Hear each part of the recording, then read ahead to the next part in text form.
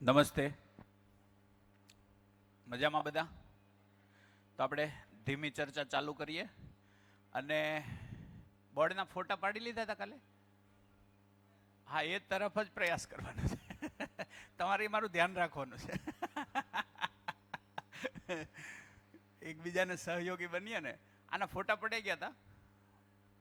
ફોટા પાડીને અને પેલામાં તમે છો ને ગ્રુપમાં, તો એમાં મૂકી દેજો ને. તો આજે પછી બોર્ડ આખું સાફ કરવું છે. પછી આને રહેવા દઈએ.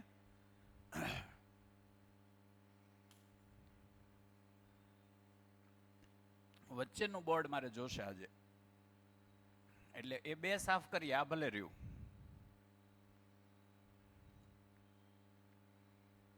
બે સાફ કરી નાખો. આ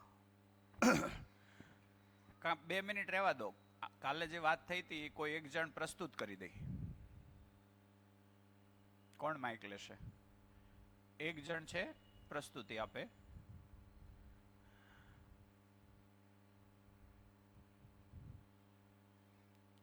કાલે જે વાત થઈ હતી, એક આ વાત થઈ હતી, એક પેલી વાત થઈ હતી, પછી એ ભાગ. એક જણ છે, કોઈ પ્રસ્તુતિ આપી દે આખી.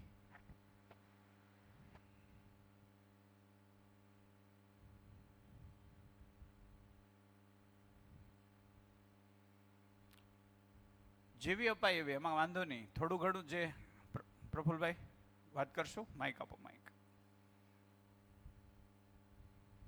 ઓકે છે.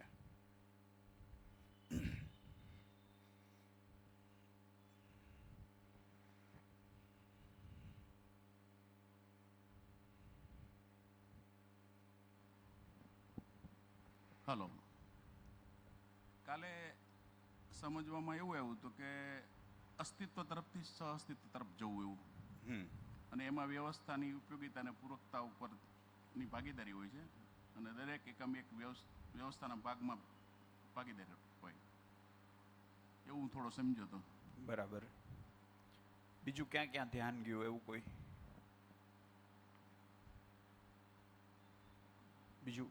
બીજા કોઈનું ધ્યાન ગયું હોય? જેટલું જેનું ધ્યાન ગયું હોય ને એટલી વાત કરે.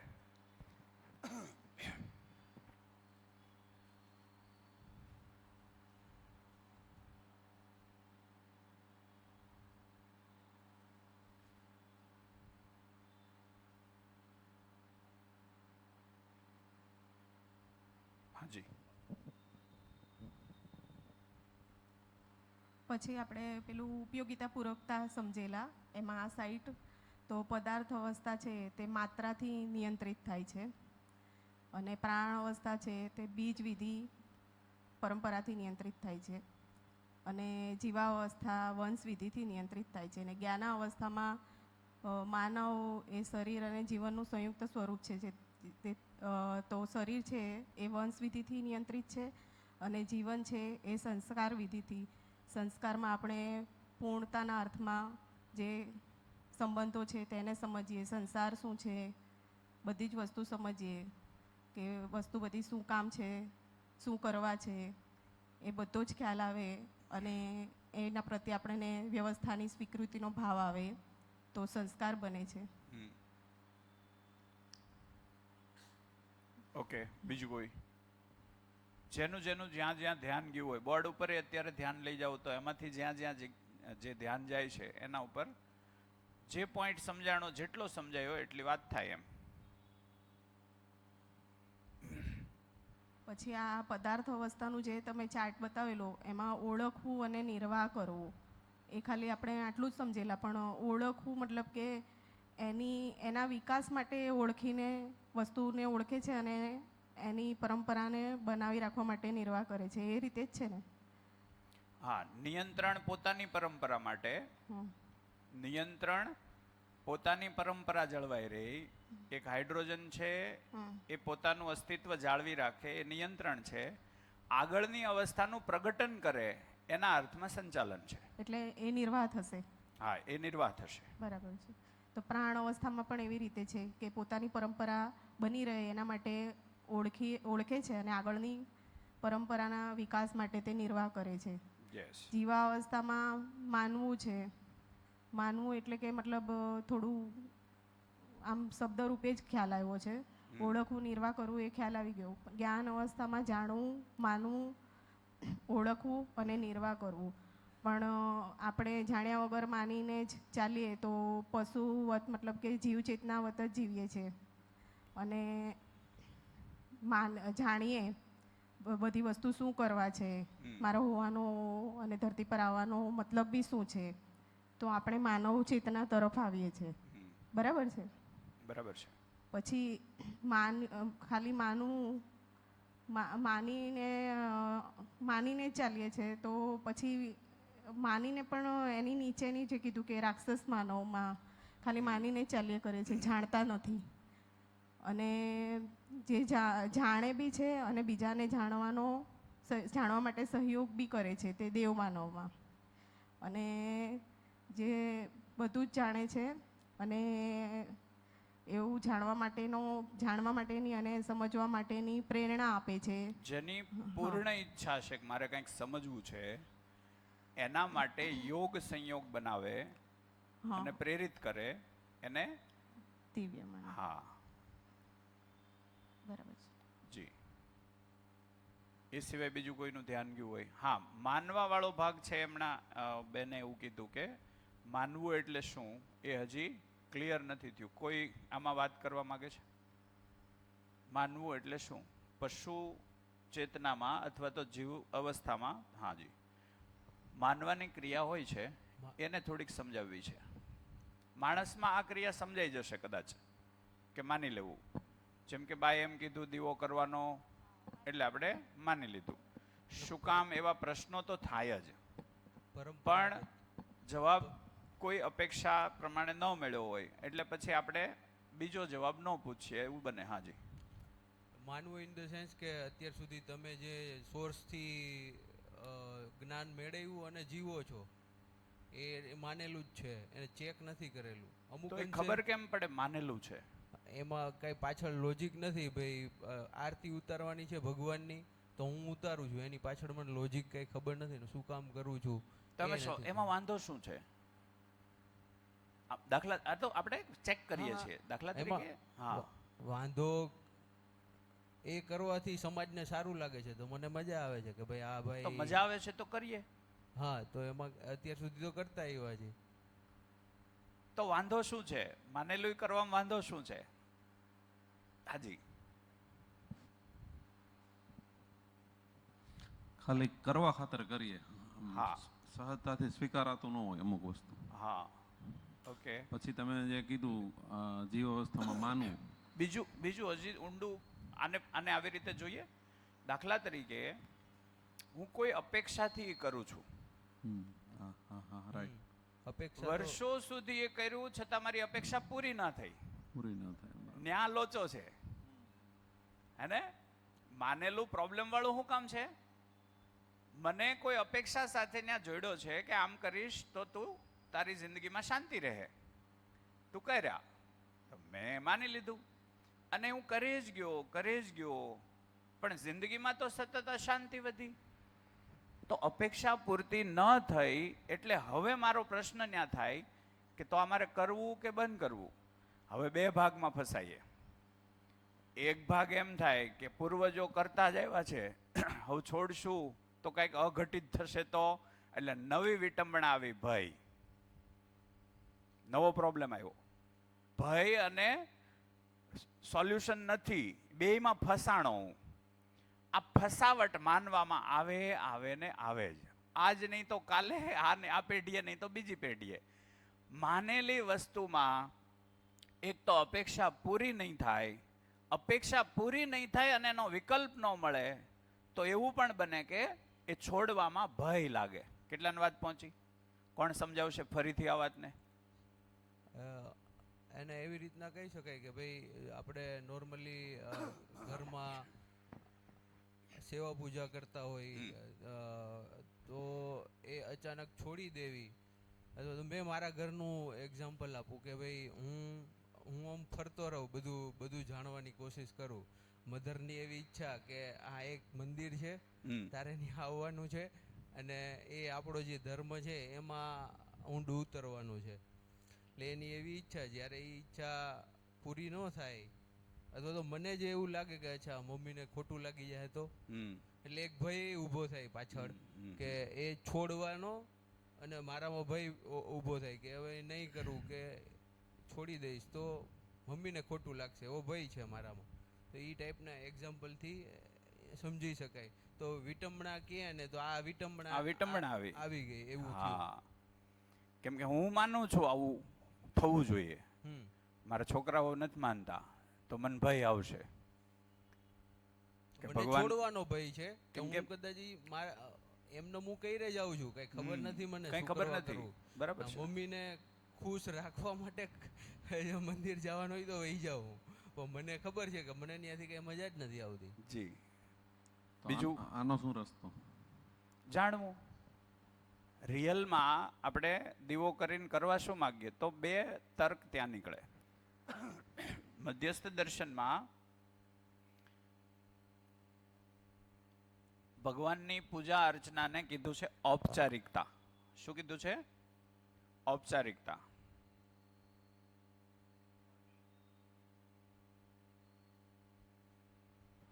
ઔપચારિકતા એટલે કરવા ખાતર કરવું. કહું, ઔપચારિકતાનો મતલબ થાય ઉપચાર આપનારું. ઉપચાર આપનારું મતલબ એમ થાય સ્વાસ્થ્ય સાથે સંકળાયેલું.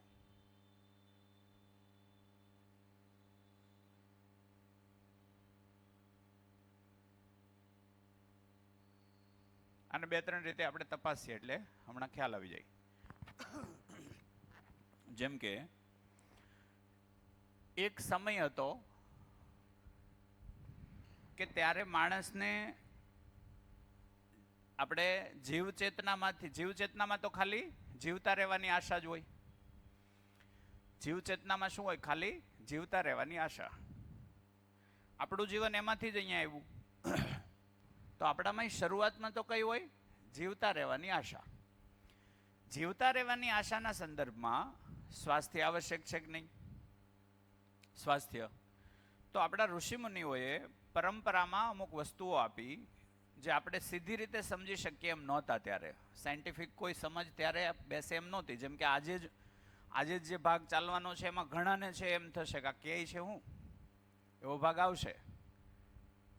એટમ ઉપર વાત થશે, પરમાણુ ઉપર વાત થશે. આજથી 50 વર્ષ પહેલા, 100 વર્ષ પહેલા પરમાણુ ઉપર વાત થઈ શકે એવી સ્થિતિ જ ક્યાં હતી? તો કેટલીક બાબતો ઋષિમુનિઓએ જાણી લીધી, પછી એમણે એમનેમ જ આપી દીધી તમે આ કરો, અને એ આપણે માની લેતા હતા અને એ આપણા માટે સુખદ પણ હતી. જેમ કે આયુર્વેદના આધારે એક કહેવત છે, જેના ઘરમાં તુલસીનો ક્યારો, રોગ રે એ ઘરથી બારો. તો આપણે ત્યાં સવારમાં પ્રસાદી ધરવાની ભગવાનને, એમાં સાકર અને તુલસીના પાંદડા હોય. તુલસી પત્ર ખાવાથી પિટ્યુટરી ગ્લેન્ડમાંથી એવો એક રસાયણ આવે, એ રસાયણ આંતરડાને સતત એક્ટિવ રાખે આખો દિવસ, એટલે પાચન ક્ષમતા મજબૂત થાય, એટલે તમારું સ્વાસ્થ્ય સારું રહે. હવે આને એમનેમ કીધું કે ભાઈ તુલસી પત્ર ખાજો, તો એમનેમ તો કોઈ ખાહે નહીં, આળહુડા છે.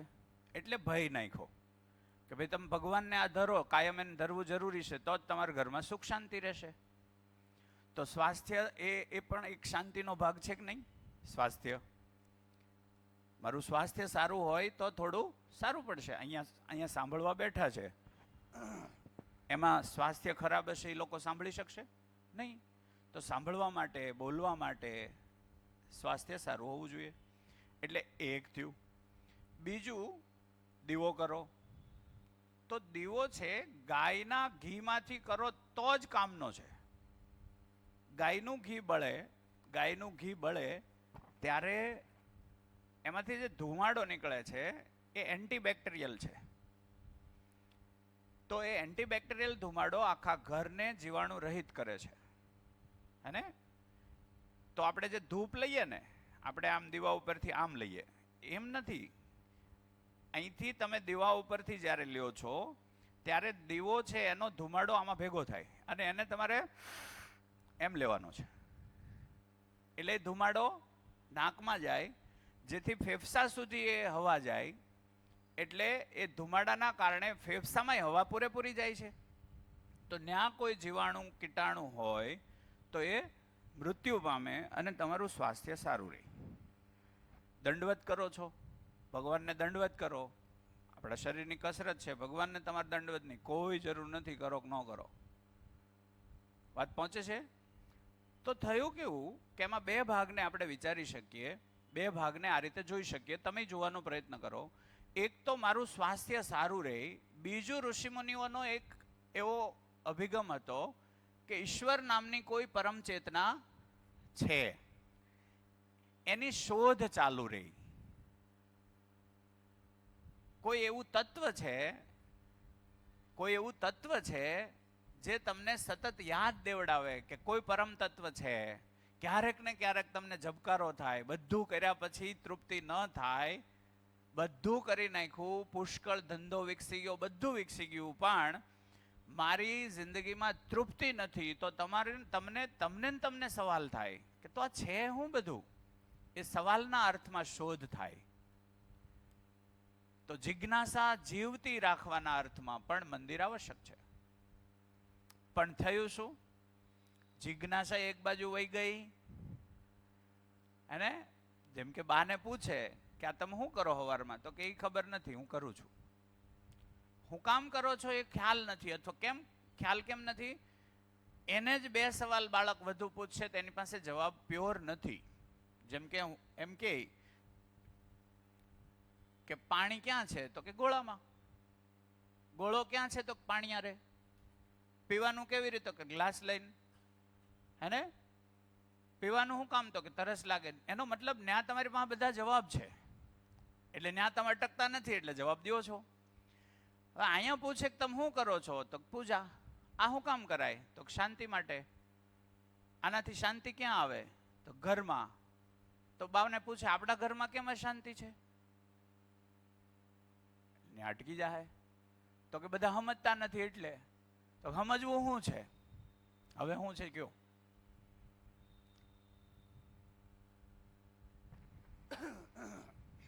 વાત પહોંચે છે?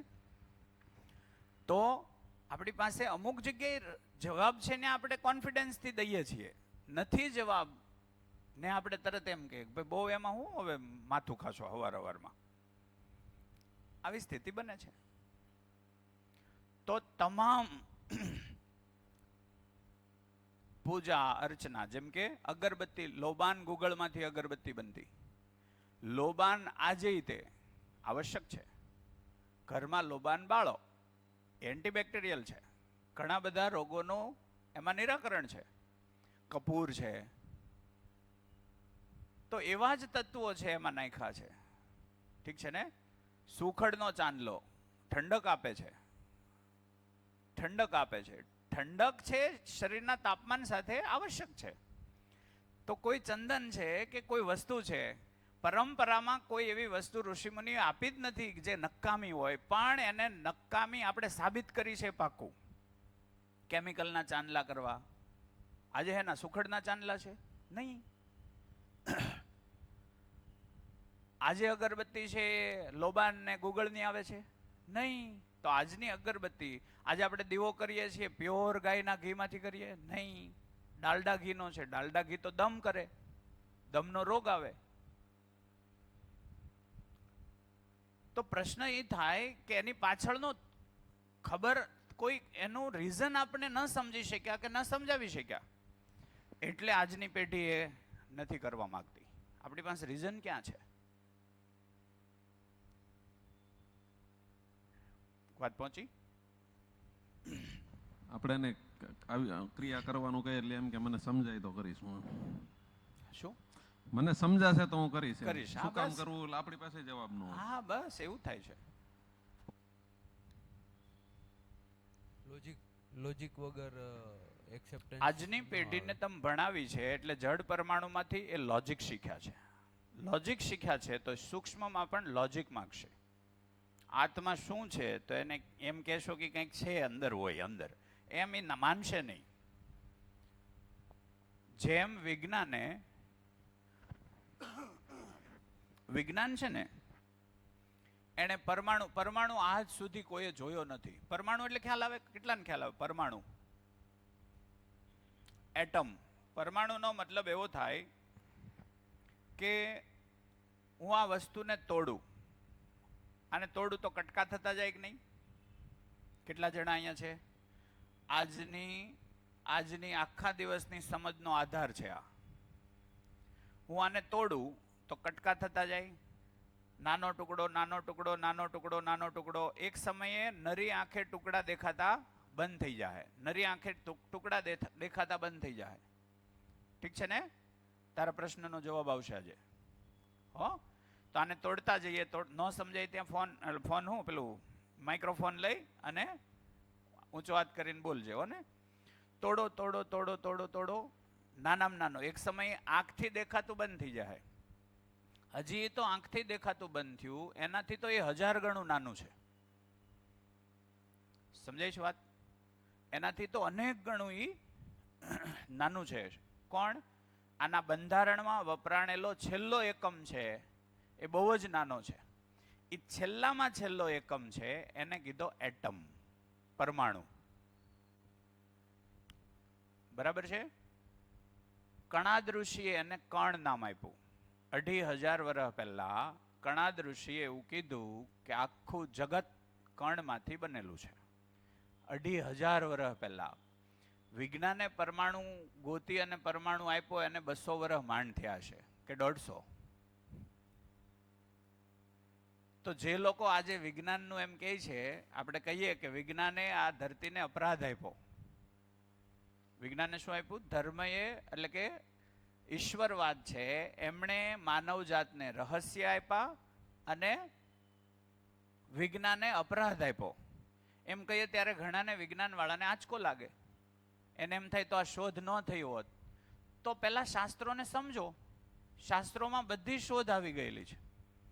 પરમાણુ છે, આંખથી ક્યારેય દેખાય નહીં. આજ સુધી વિજ્ઞાને એટમને આંખથી નથી જોયો. એ માત્ર એટમની ક્રિયાઓને જોવે. શું જોવે? ક્રિયાઓને. હાઇડ્રોજન ઉપર એ હાઇડ્રોજનને ન જોઈએ કે હાઇડ્રોજનનો સમૂહ લઈને એને વારંવાર પ્રયોગમાં લઈને એ શું નિર્વાહ એટલે કે એ વ્યક્ત કેવી રીતે થાય છે એ જ જોવે.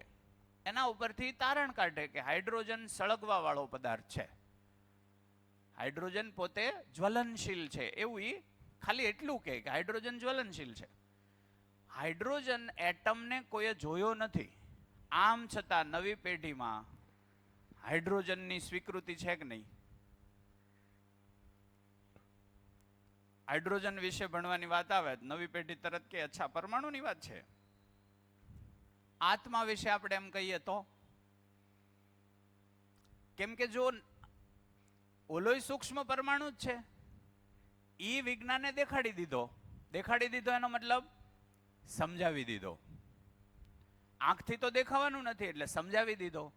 ઈ એને સમજાવી દીધો. આત્માને આપણે સમજાવી શક્યા નહીં. એટલે પ્રશ્ન છે. એટલે આપણી આ પેઢી છે આપણી સાથે બેસવા ઓછી તૈયાર થાય છે. હે ને?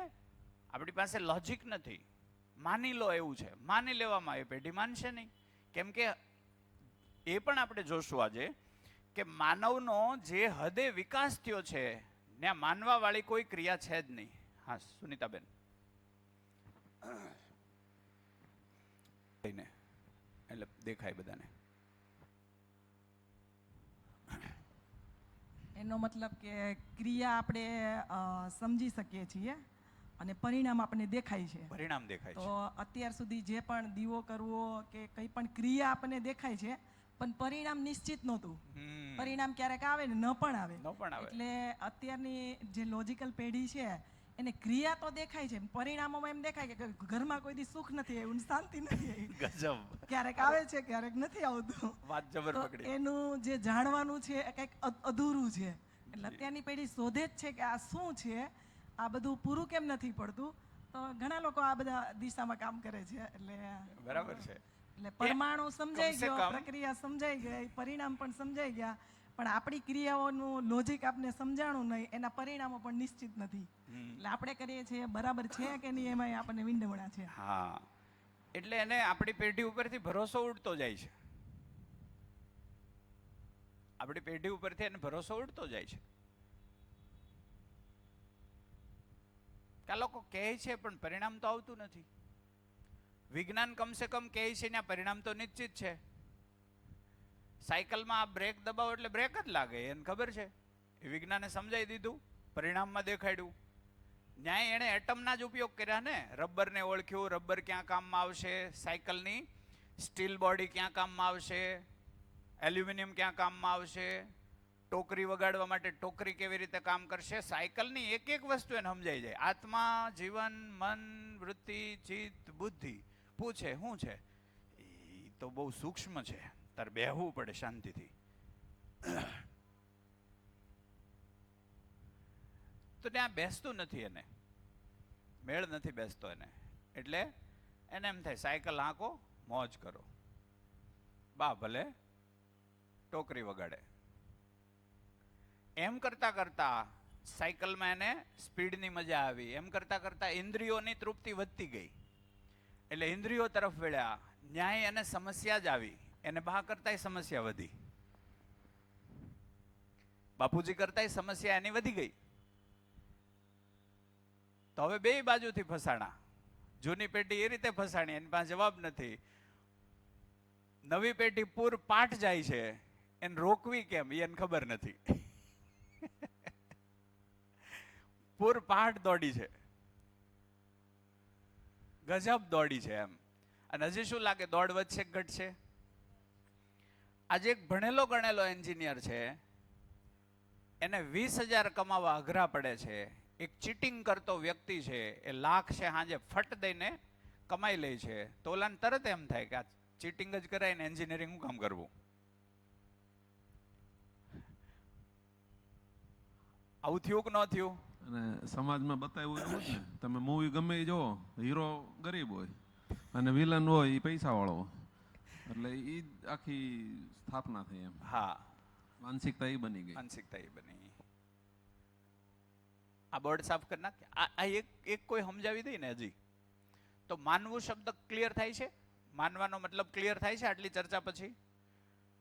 પશુઓમાં, હા અશોકભાઈ માઇક આપજો ને. પશુઓમાં માનવાની ક્રિયા બી થોડીક સમજાવે કોઈ. આપણામાં તો સમજાઈ ગઈ કે આપણામાં માની લેવું એટલે શું. કાલે તમે ચાલુ પ્રાણ છે. અવસ્થાની જે વાત કરી હતી, એમાં જે પદાર્થ અવસ્થા ને પ્રાણ અવસ્થા છે, એમાં ઓળખવું ને નિર્વાહ કરવું આવે છે. ને જીવ અવસ્થામાં શરીર તો છે જ, પણ સાથે એની અંદર જીવન પણ આવી ગયું. જીવન છે, એ માનવાની જે ક્રિયા છે તે જળ અવસ્થામાં નથી, એ જીવનની ક્રિયા છે. જીવનની કે ક્રિયા છે. માનવાનું કામ અને જાણવાનું કામ જીવનનું છે. એટલે જીવ અવસ્થામાં જીવન પોતાને શરીર માનીને જીવે છે, એટલે એને માનવાનું છે. એની અંદર સંસ્કાર અનુસંગી નથી, એટલે એ સમજી શકે એમ નથી, એટલે પોતાને જીવન આ શરીર માનીને જ જીવે છે. એ પ્રમાણે જે માન્યતા છે, તો એ શરીર માનીને જે શરીરની જે જરૂરત છે એ પૂરી કરવામાં જ એનું જીવન, એનું શરીર યાત્રા પૂરી થઈ જતી હોય છે. એનાથી વધારે એની કોઈ અપેક્ષા નથી. આપણી મજબૂરી છે. શું મજબૂરી ગણો તો મજબૂરી, નહીતર ખુશી છે. પીડાથી મજબૂરી, જિજ્ઞાસાથી ખુશી. આપણી ખુશી છે કે હું જાણી શકું છું, એવી મારામાં ક્ષમતા છે. અને જાણવા જેવું શું છે તો કે આ જગત જ. જાણવા જેવું આ જગત જ છે. હાજી. એટલે આપણે તમે પેલું જીવ અવસ્થાનું કીધું કે એમાં જીવન આવી ગયું, તો એમાં જે કલ્પનાશીલતા છે એનો આંશિક ભાગ છે, એટલે જાણવાનું થતું નથી, માનવાનું જ થાય છે એ રીતનું. હા, એટલે જીવ અવસ્થામાં કલ્પના હોય, હા, કલ્પનાશીલતા ન હોય. એટલે ત્યાં ફિક્સ જ છે, માનીને જીવી લેવું, એને બીજું કશું નથી. એટલે સુખી દુઃખી ન થાય, એને પીડા થાય. શરીર ડેમેજ થાય તો એને પીડા થાય, તો શરીરના અર્થમાં જ એ માત્ર કામ કરે. અને અહીંયા શરીર સ્વસ્થ હોય તોય સુખી દુઃખી થાય. હા, પાછળ માઇક આપજો ને.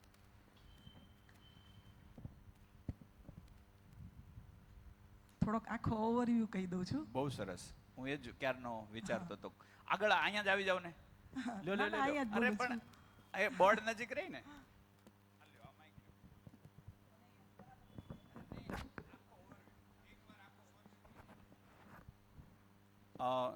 સુનિતાબેન અને અશોકભાઈ પતિ પત્ની છે, બેઉ ડોક્ટર છે. હલો. અને આ દર્શનનો અભ્યાસ તમે ક્યારથી ચાલુ કરેલો? હા, 21 થી. એટલે મારાથી પહેલા એ આમાં જોડાયેલા છે. સરસ. હમણાં 1 વર્ષથી જ બરાબર જોડાયેલા છીએ.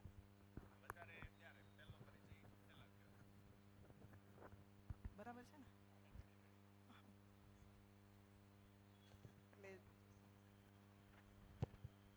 હવે જનકભાઈ કે દિવસના કહે છે સમજવું સમજવું, પણ સમજવું હું ને કેટલું સમજવું? તો એમણે કીધું કે 3 જ વસ્તુ સમજવા જેવી છે: જીવનને સમજવાનું, અસ્તિત્વને સમજવાનું ને માનવીયતાપૂર્ણ આચરણને સમજવાનું. હવે કાલે જનકભાઈએ અસ્તિત્વનું તો દર્શન કરાવી દીધું. આખું અસ્તિત્વમાં પણ કેટલું સમજવું, તો એને પણ ટૂંકમાં વર્ણવી દીધું કે 4 જ અવસ્થાને સમજવાની છે. તો 4 અવસ્થામાંથી પહેલી અવસ્થા છે પદાર્થ અવસ્થા, બીજી પ્રાણ અવસ્થા, ત્રીજી જીવ અવસ્થા ને ચોથી જ્ઞાન અવસ્થા. તો એમાંય હું સમજવું, તો એમાંય તેની ઉપયોગિતા પૂરકતાને સમજવી. તો એ સમજમાં પદાર્થ અવસ્થા પ્રાણ અવસ્થાને કેવી રીતે ઉપયોગી છે અને પ્રાણ અવસ્થા પદાર્થ અવસ્થાને કેવી રીતે પૂરક છે એ સમજ આવી જાય. અને પ્રાણ અવસ્થા જીવ અવસ્થાને કેવી રીતે ઉપયોગી છે અને પૂરક છે, દરેકની ઉપયોગિતા સમજાઈ જાય તો આપણને આની ઉપયોગિતા પૂરકતા પ્રમાણે વ્યવસ્થા સમજાય. ત્રણેયની વ્યવસ્થા સમજાય તો જ્ઞાન અવસ્થામાં માનવને આને શું આપણે ઉપયોગી થઈ શકીએ, આને જો ઉપયોગી થઈ શકે તો એ ત્રણેય બનેલી રહી. એ ત્રણેય બનેલી રહે એ આપણી પૂરકતા છે. બરાબર ને? એ ત્રણેય હશે તો જ આપણે હશું, એ ત્રણેય નહીં હોય તો આપણે નહીં હશું. એટલા માટે આ ત્રણેયની વ્યવસ્થાને સમજવી જરૂરી છે, એટલે અસ્તિત્વને સમજવું જરૂરી છે. પછી કીધું કે હવે એમાં શું સમજવાનું? એમાં જે સમજવાનું છે કે આની પરંપરા બનેલી રહે એના માટે પદાર્થ અવસ્થા માત્રા વિધિથી નિયંત્રિત થાય છે, એની પરંપરા બનાવવા માટે. પ્રાણ અવસ્થા બીજ વિધિથી નિયંત્રિત થાય છે, એની પરંપરા બનાવવા માટે. જીવ અવસ્થા વંશ વિધિથી નિયંત્રિત થાય છે, અને જ્ઞાન અવસ્થા વંશ વિધિ અને સંસ્કાર વિધિથી નિયંત્રિત થાય છે. તો એને પણ આપણે સમજીએ. આ પૂર્ણ જ્ઞાન તરફનો એક ફ્લો છે. એટલે પછી અસ્તિત્વને સમજાવવા માટે બીજી વસ્તુ શું જરૂરી છે?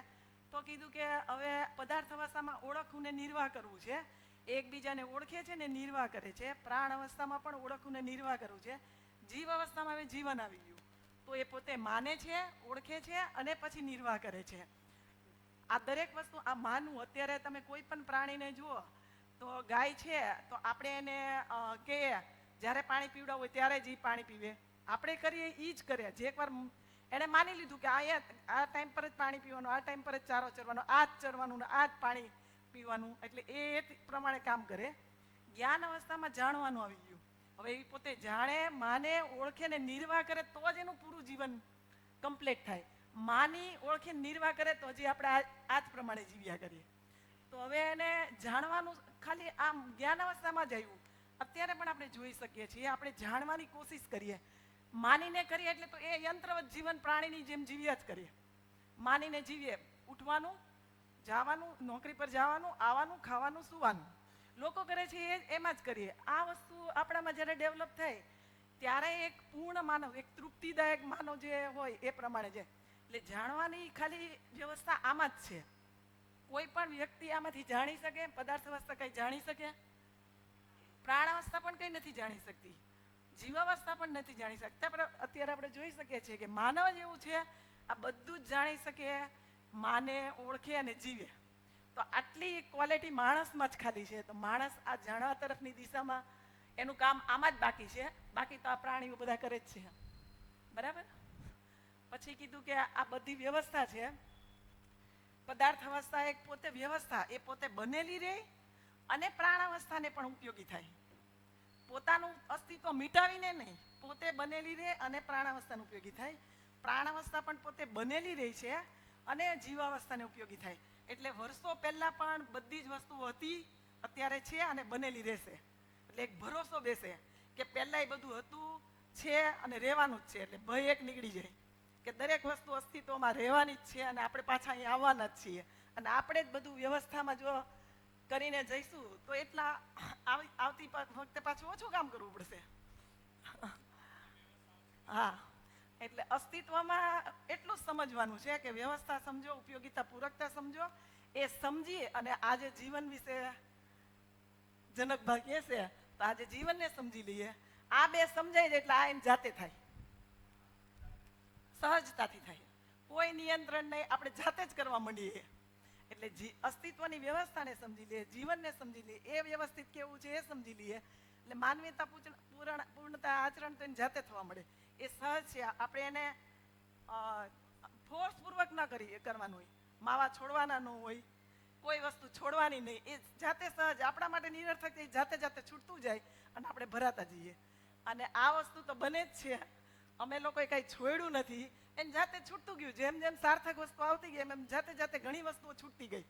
અમે લોકો ક્લિનિક પર સવાર સાંજ 2 ટાઈમ જતા.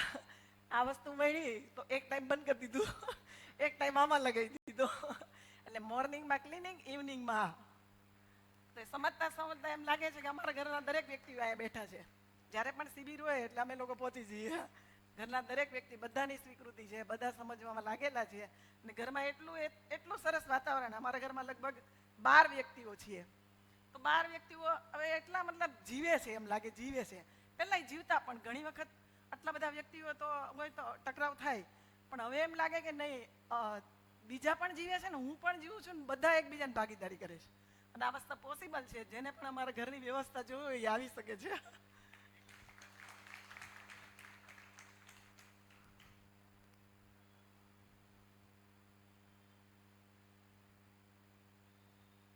હાલો.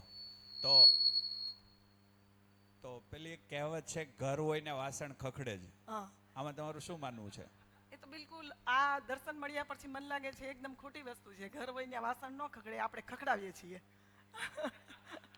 જો સમજદાર વ્યક્તિ થઈ જાય ને, સમજી જાય સંબંધ શું છે, કેવી રીતે નિર્વાહ કરવાનો, તો સંબંધ ઓળખાઈ જાય. આ જાણી લઈએ, પછી માની લઈએ, પછી ઓળખીએ, નિર્વાહ કરીએ. સંબંધ ઓળખાઈ જાય, સંબંધ શું છે, મારા માટે શું છે, હું પણ પૂરી થવા આવી છું, સામેવાળા માણસ પણ પૂરા થવા આવ્યો છે. તો એની જાતે જ આ વસ્તુ છે ને એની જાતે સહજતાથી થવા માંડે.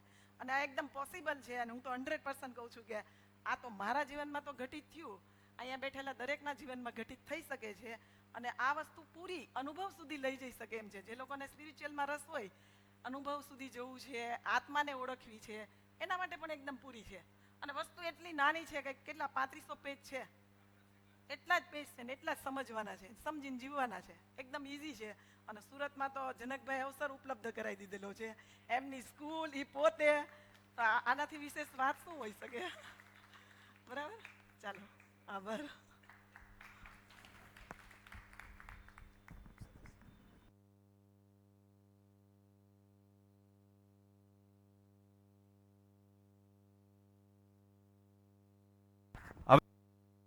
બે બોર્ડ સાફ કરી નાખ ને મારો વાલો.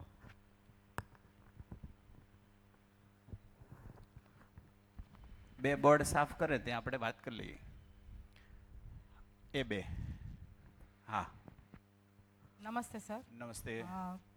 તમે કીધું કે વાસણ હોય તો ખખડે જ, તો એક શક્યતા હું એવું માનું છું કે વાસણ ખખડે, પણ જો આપણે કર્કશ અવાજ ના ઊભો કરીએ, રણકાર ઊભો કરીએ, તો સંગીત સાંભળવા મળે ખરું? બરાબર છે, મળે જ. બરાબર ને? સંગીત જ ઉદ્ભવે એવું એટલે છે. વાસણ ખખડે ખરા, પણ આપણે એને સંગીતમય વાતાવરણમાં લઈ કે જઈએ. આપણી ગોઠવણીમાં ફેર હોય તો ખખડે, ગોઠવણી વ્યવસ્થિત હોય તો પવન આવે તોય પડ્યું રહે વાસણ એમને.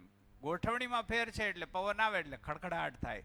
આનો મતલબ એવો થયો કે મારા વિચારોમાં ગોઠવણી નથી, એટલે મારી અંદર જ ગોઠવણી નથી. એટલે કોઈ આડાવડું થયું એટલે હું અંદરથી ખખડું, હું ખખડું એટલે પછી એ ખખડે, ને પછી એ ખખડવાનું ક્યાં પહોંચે કાંઈ નક્કી જ નથી.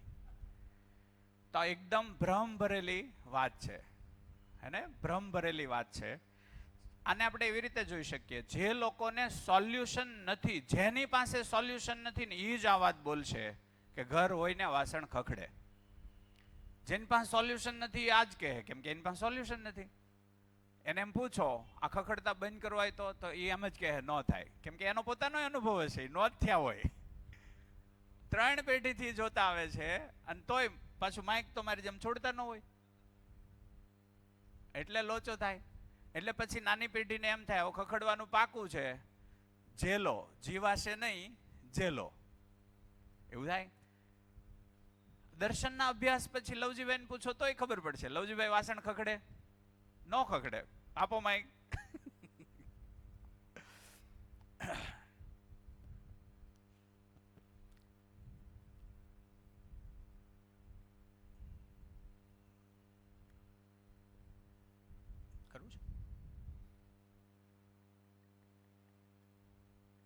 ક્યારે આવશે?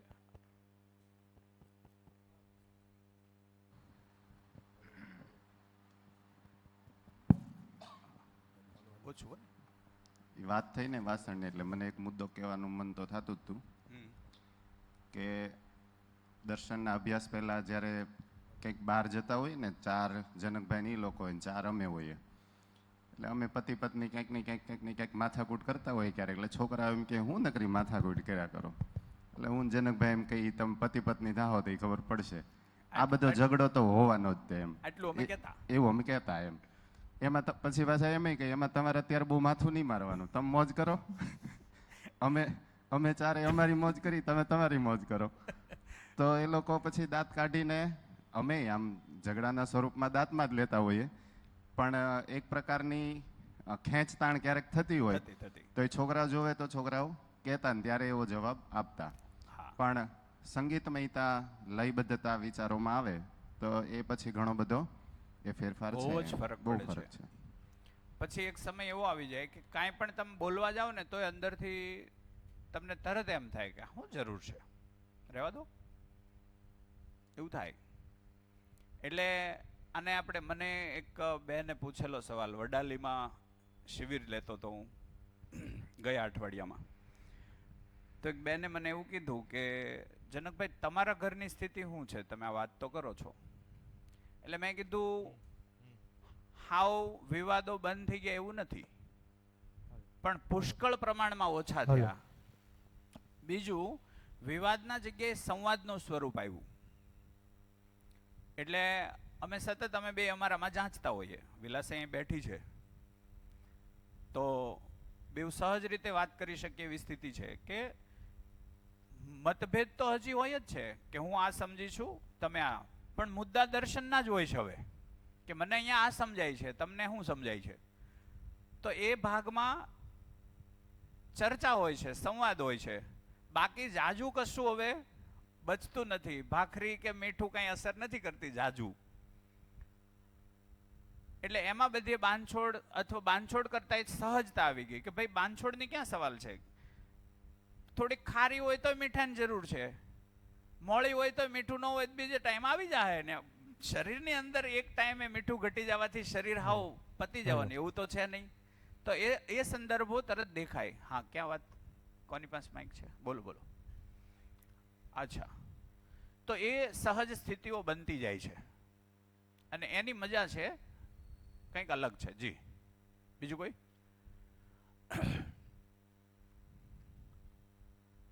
કેટલા જણ 12 ધોરણ સુધી ભણેલા છે? 12 ધોરણ સુધી ભણેલા હોય એ લોકોએ જે ભણેલા નથી અને સહયોગ કરવાનો છે આજે. 12 ધોરણ સુધી ભણેલા નથી એને સહયોગ કરતા કરતા આપણે આગળ જવાનું છે. આપણે જોવા જઈ રહ્યા છીએ જીવન શું છે, હું શું છું એમ. ઠીક છે ને? જીવન આવ્યું ક્યાંથી, કેવી રીતે પ્રગટન થયું, એના હિસ્સામાં આપણે વાત કરવા જઈ રહ્યા છીએ. તો આપણે કીધું ને કે 3 પૂર્ણતાએ પૂર્ણ થાય માણસ. માણસની પૂર્ણતા શેમાં? 3 બાબતોમાં: ગઠન પૂર્ણતા, ક્રિયા પૂર્ણતા અને આચરણ પૂર્ણતા. એમાં પહેલું આપણે જોવા જઈ રહ્યા છીએ ગઠન પૂર્ણતા શું છે. તો જીવનનું રૂપ બન્યું કેવી રીતે ને કયા સ્વરૂપમાં છે એને આપણે આજે જોઈએ. તો સામાન્ય રીતે અહીંયા જેટલી બી વસ્તુઓ છે, જેટલા બી પદાર્થો છે એ એમાંથી બન્યા. હું જે કહું છું એમાં જેનું ધ્યાન જાય એ તરત માઇક લઈ અને થોડું સમજાવવાનો પ્રયત્ન કરે. પરમાણુમાંથી બન્યા. કોણ સમજાવશે આ? એકાદો કોઈ પદાર્થ ધ્યાનમાં લઈને એને વીખો.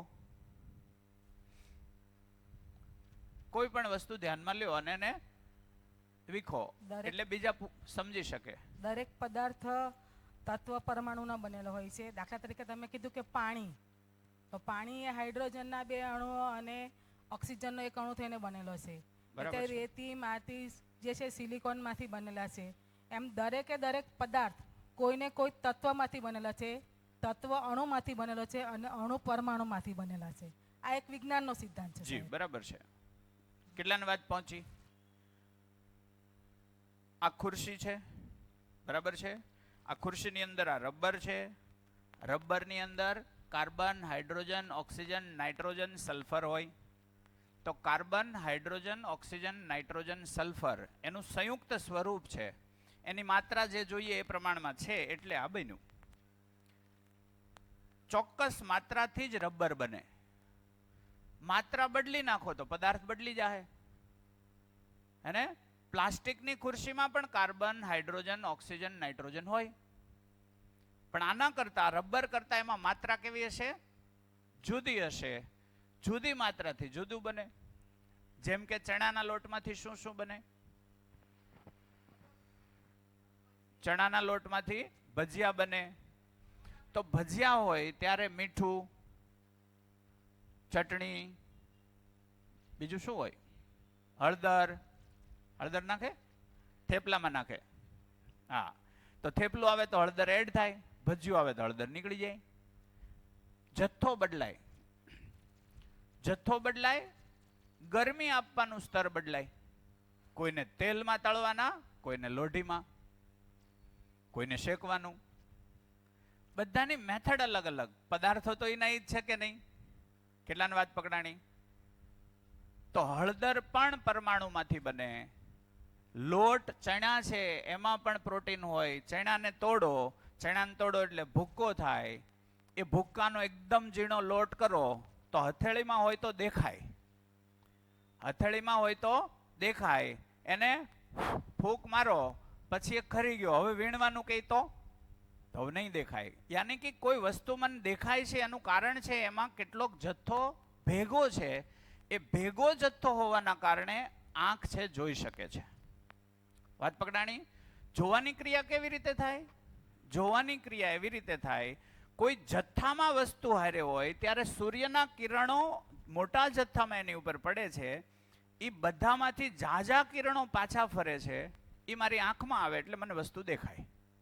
હવે એ સિંગલ લોટનો અણુ થઈ ગયો ત્યારે એક કિરણ ત્યાંથી પાછું તો આવે છે, પણ એ સિંગલ કે ઓછી સંખ્યામાં છે, જે મારી આંખની કેપેસિટી કરતા ઓછી સંખ્યા છે, એટલે મને એ અણુ ન દેખાય. કેટલાની વાત પકડાણી? એકબીજાને સમજાવો પહેલા. આંખ કેવી રીતે જોઈ શકે અને આંખની જોવાની ક્ષમતાથી નાની વસ્તુઓ કઈ રીતે છે એ સમજાવો. જે લોકો આજુબાજુમાં ગોતી લેજો એવા વ્યક્તિઓ કે જે સમજી નથી શકે એમ, એ હાથ ઊંચો કરજો એટલે ત્યાં કોઈ બીજું આવે, બેસે અને આજનો દિવસ છે સાથે આ રીતે કાઢશું. હાજી.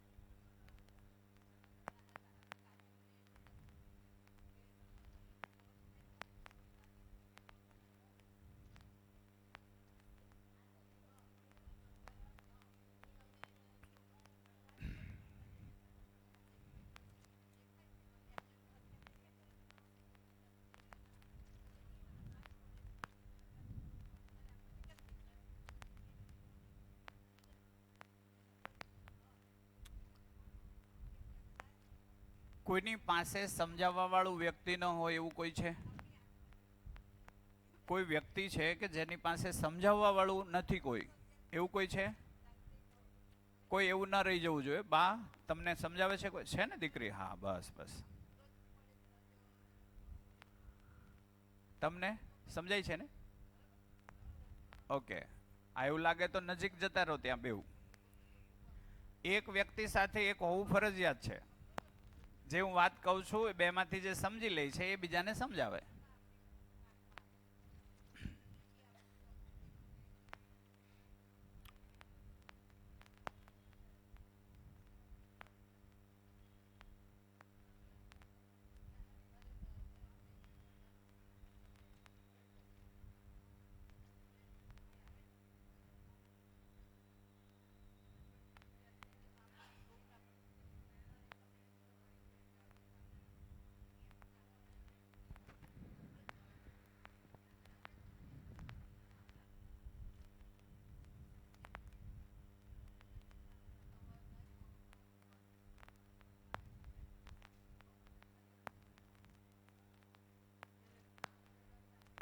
કોણ સમજાવશે આટલી વાત? ઓકે, એક જણ. દાખલા તરીકે હું નીચે ઊભો છું ગ્રાઉન્ડ ફ્લોર ઉપર. ઊભા થઈને એટલે બધાનું ધ્યાન જાય. હું ગ્રાઉન્ડ ફ્લોર ઉપર ઊભો છું અને મારી જે વીંટી છે એ ત્યાં મારા પગ પાસે પડી છે. જી. તો એ મને દેખાશે.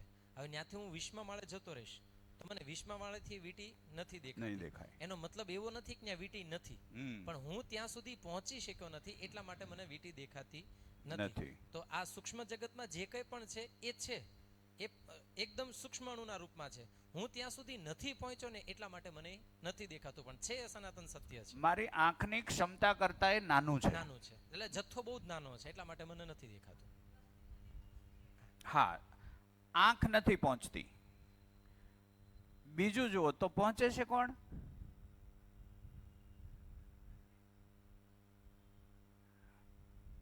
આંખ નથી પહોંચતી તો પહોંચે છે કોણ આપણી અંદરનું?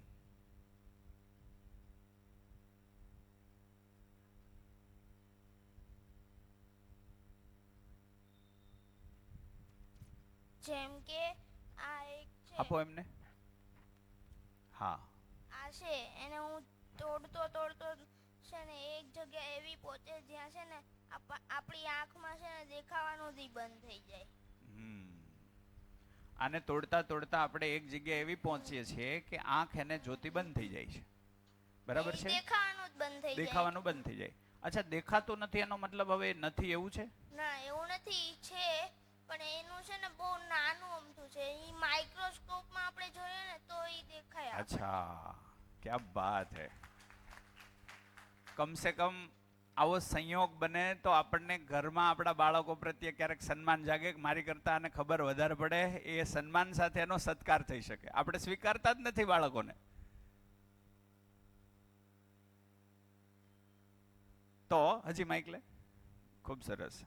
હવે સમજી લો કે માઇક્રોસ્કોપમાં મેં જોયું. જોજો, હવે ધ્યાન રાખજો.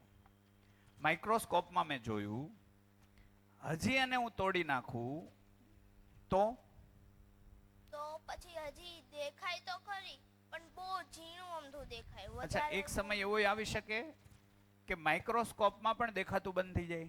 હા, તો એને પરમાણુ કહેવાય. એને પરમાણુ કહેવાય. ક્યા બાત હે. અને ખ્યાલ આવી ગયો? ગુડ. તાર નામ? પંથ. પંથ. સરસ. પંથ કઈ પોતે દેખાય નથી, ન દેખાય ત્યાં સુધી પંથ કઈ પોતે. એને ખૂબ સરસ. તો એક સમય એવો આવે કે આંખ જોતી બંધ થઈ જાય, પછી તમે બિલોરી કાચ લ્યો, બિલોરી કાચથી તમે એને તોડો, પછી એક સમય એવો આવે કે તોડતા તોડતા બિલોરી કાચથી દેખાતું બંધ થઈ જાય, પછી તમે સૂક્ષ્મદર્શક યંત્ર લ્યો, પછી એક સમય એને તોડતા તોડતા એવો ભાગ આવે કે સૂક્ષ્મદર્શક યંત્રથી દેખાતું બંધ થઈ જાય, પછી તમે એને ઇલેક્ટ્રોન માઇક્રોસ્કોપની અંદર મૂકો, પછી એને તોડો, તો તોડતા તોડતા એક સમય એવો આવે કે એ ઇલેક્ટ્રોન માઇક્રોસ્કોપની અંદર દેખાતું પણ બંધ થઈ જાય. દેખાતું બંધ થઈ જાય ને જે વધે છે એ એટમ છે, એ પરમાણુ છે. આ જગતની કોઈ પણ વસ્તુને તોડવાનું ચાલુ કરો, ન્યા જઈને જ અટકે. તો આ સંસારની અંદર મોટો પરમાણુ હશે તો હજી માઇક્રોસ્કોપમાં દેખાય. નાનામાં નાનો પરમાણુ કયો? તો કે હાઇડ્રોજન. નાનામાં નાનો, અને નાનામાં નાનો. હવે એટમનું સ્વરૂપ કેવું છે, પરમાણુનું સ્વરૂપ કેવું છે એને આપણે જોઈ લઈએ. કોઈ પણ પરમાણુ છે એનું એક કેન્દ્ર છે. કોઈ પણ પરમાણુ છે એનું એક કેન્દ્ર છે. કેન્દ્રમાં કોઈ એક અંશ છે અને એની ફરતે આ રીતે કોઈ એક બીજો અંશ ઘૂમે છે. આને કહેવાય એટમ, આને કહેવાય પરમાણુ. અને આ છે હાઇડ્રોજન પરમાણુ છે. કયો? હાઇડ્રોજન પરમાણુ. શું કીધું? સેન્ટરમાં કોઈ છે અને કોઈ એની ફરતે ઘૂમે છે. એટલે આ પંખાની જેમ જ ગણો ને, પંખાના સેન્ટરમાં કોઈ છે પણ પંખા જેવું ન હોય. એમાં અહીંયા કનેક્શન આમ સીધું કોઈ દેખાય એવું નથી. એક કણ આ છે, એક કણ આ છે, બેય એકબીજા સાથે રહેવાની ભાગીદારી કરી. આ છે એ મધ્યમાં રહેશે, આ ઘૂમા કરશે. આ એક થયું હાઇડ્રોજનનું સ્વરૂપ. ઠીક છે ને? આવી જ રીતે ઓક્સિજનનો પરમાણુ હોય, આનો મતલબ એમ થયો બહાર કેટલી સંખ્યા છે? 1. હંમેશા હવે પછીના ભાગમાં જશું એટલે બહાર જેટલી સંખ્યા હશે એની ડબલ અંદર હોય. બહાર જેટલી સંખ્યા હશે એની ડબલ અંદર હોય. એક બીજું ઉદાહરણ લઈએ, આના પછીનો છે. આને 1 નંબરનો પરમાણુ કીધો. 2 નંબરના પરમાણુમાં બહાર આ કક્ષામાં 2 અંશ હોય એટલે એને આપણે આવી રીતે જોઈએ. દાખલા તરીકે હિલિયમ છે, તો હિલિયમને આપણે એવી રીતે જોઈએ કે એના સેન્ટરની અંદર 4 અંશ છે. આ સેન્ટર થઈ ગયું. 4 અંશથી સેન્ટર બને અને એની પેરીફરી જે છે, પેરીફરી એટલે ફરતે, એમાં 2 અંશ 2 એકમો બહાર ઘૂમે છે. 1 એકમ બહાર ઘૂમે છે એને નંબર આપ્યો 1. જેમાં 2 એકમો બહાર ઘૂમે છે એને નંબર આપ્યો 2. એના 2 એકમ બહાર હોય તો અંદર ડબલ જ હોય. બહાર 2 તો અંદર કેટલા? 4. તો 3 વાળો કેવો હશે? એક હું પૂરું કરી દઉં. હા, 3 વાળો કેવો હશે? 3 વાળો કેવો હશે? તો કે એની અંદર કેટલા હશે?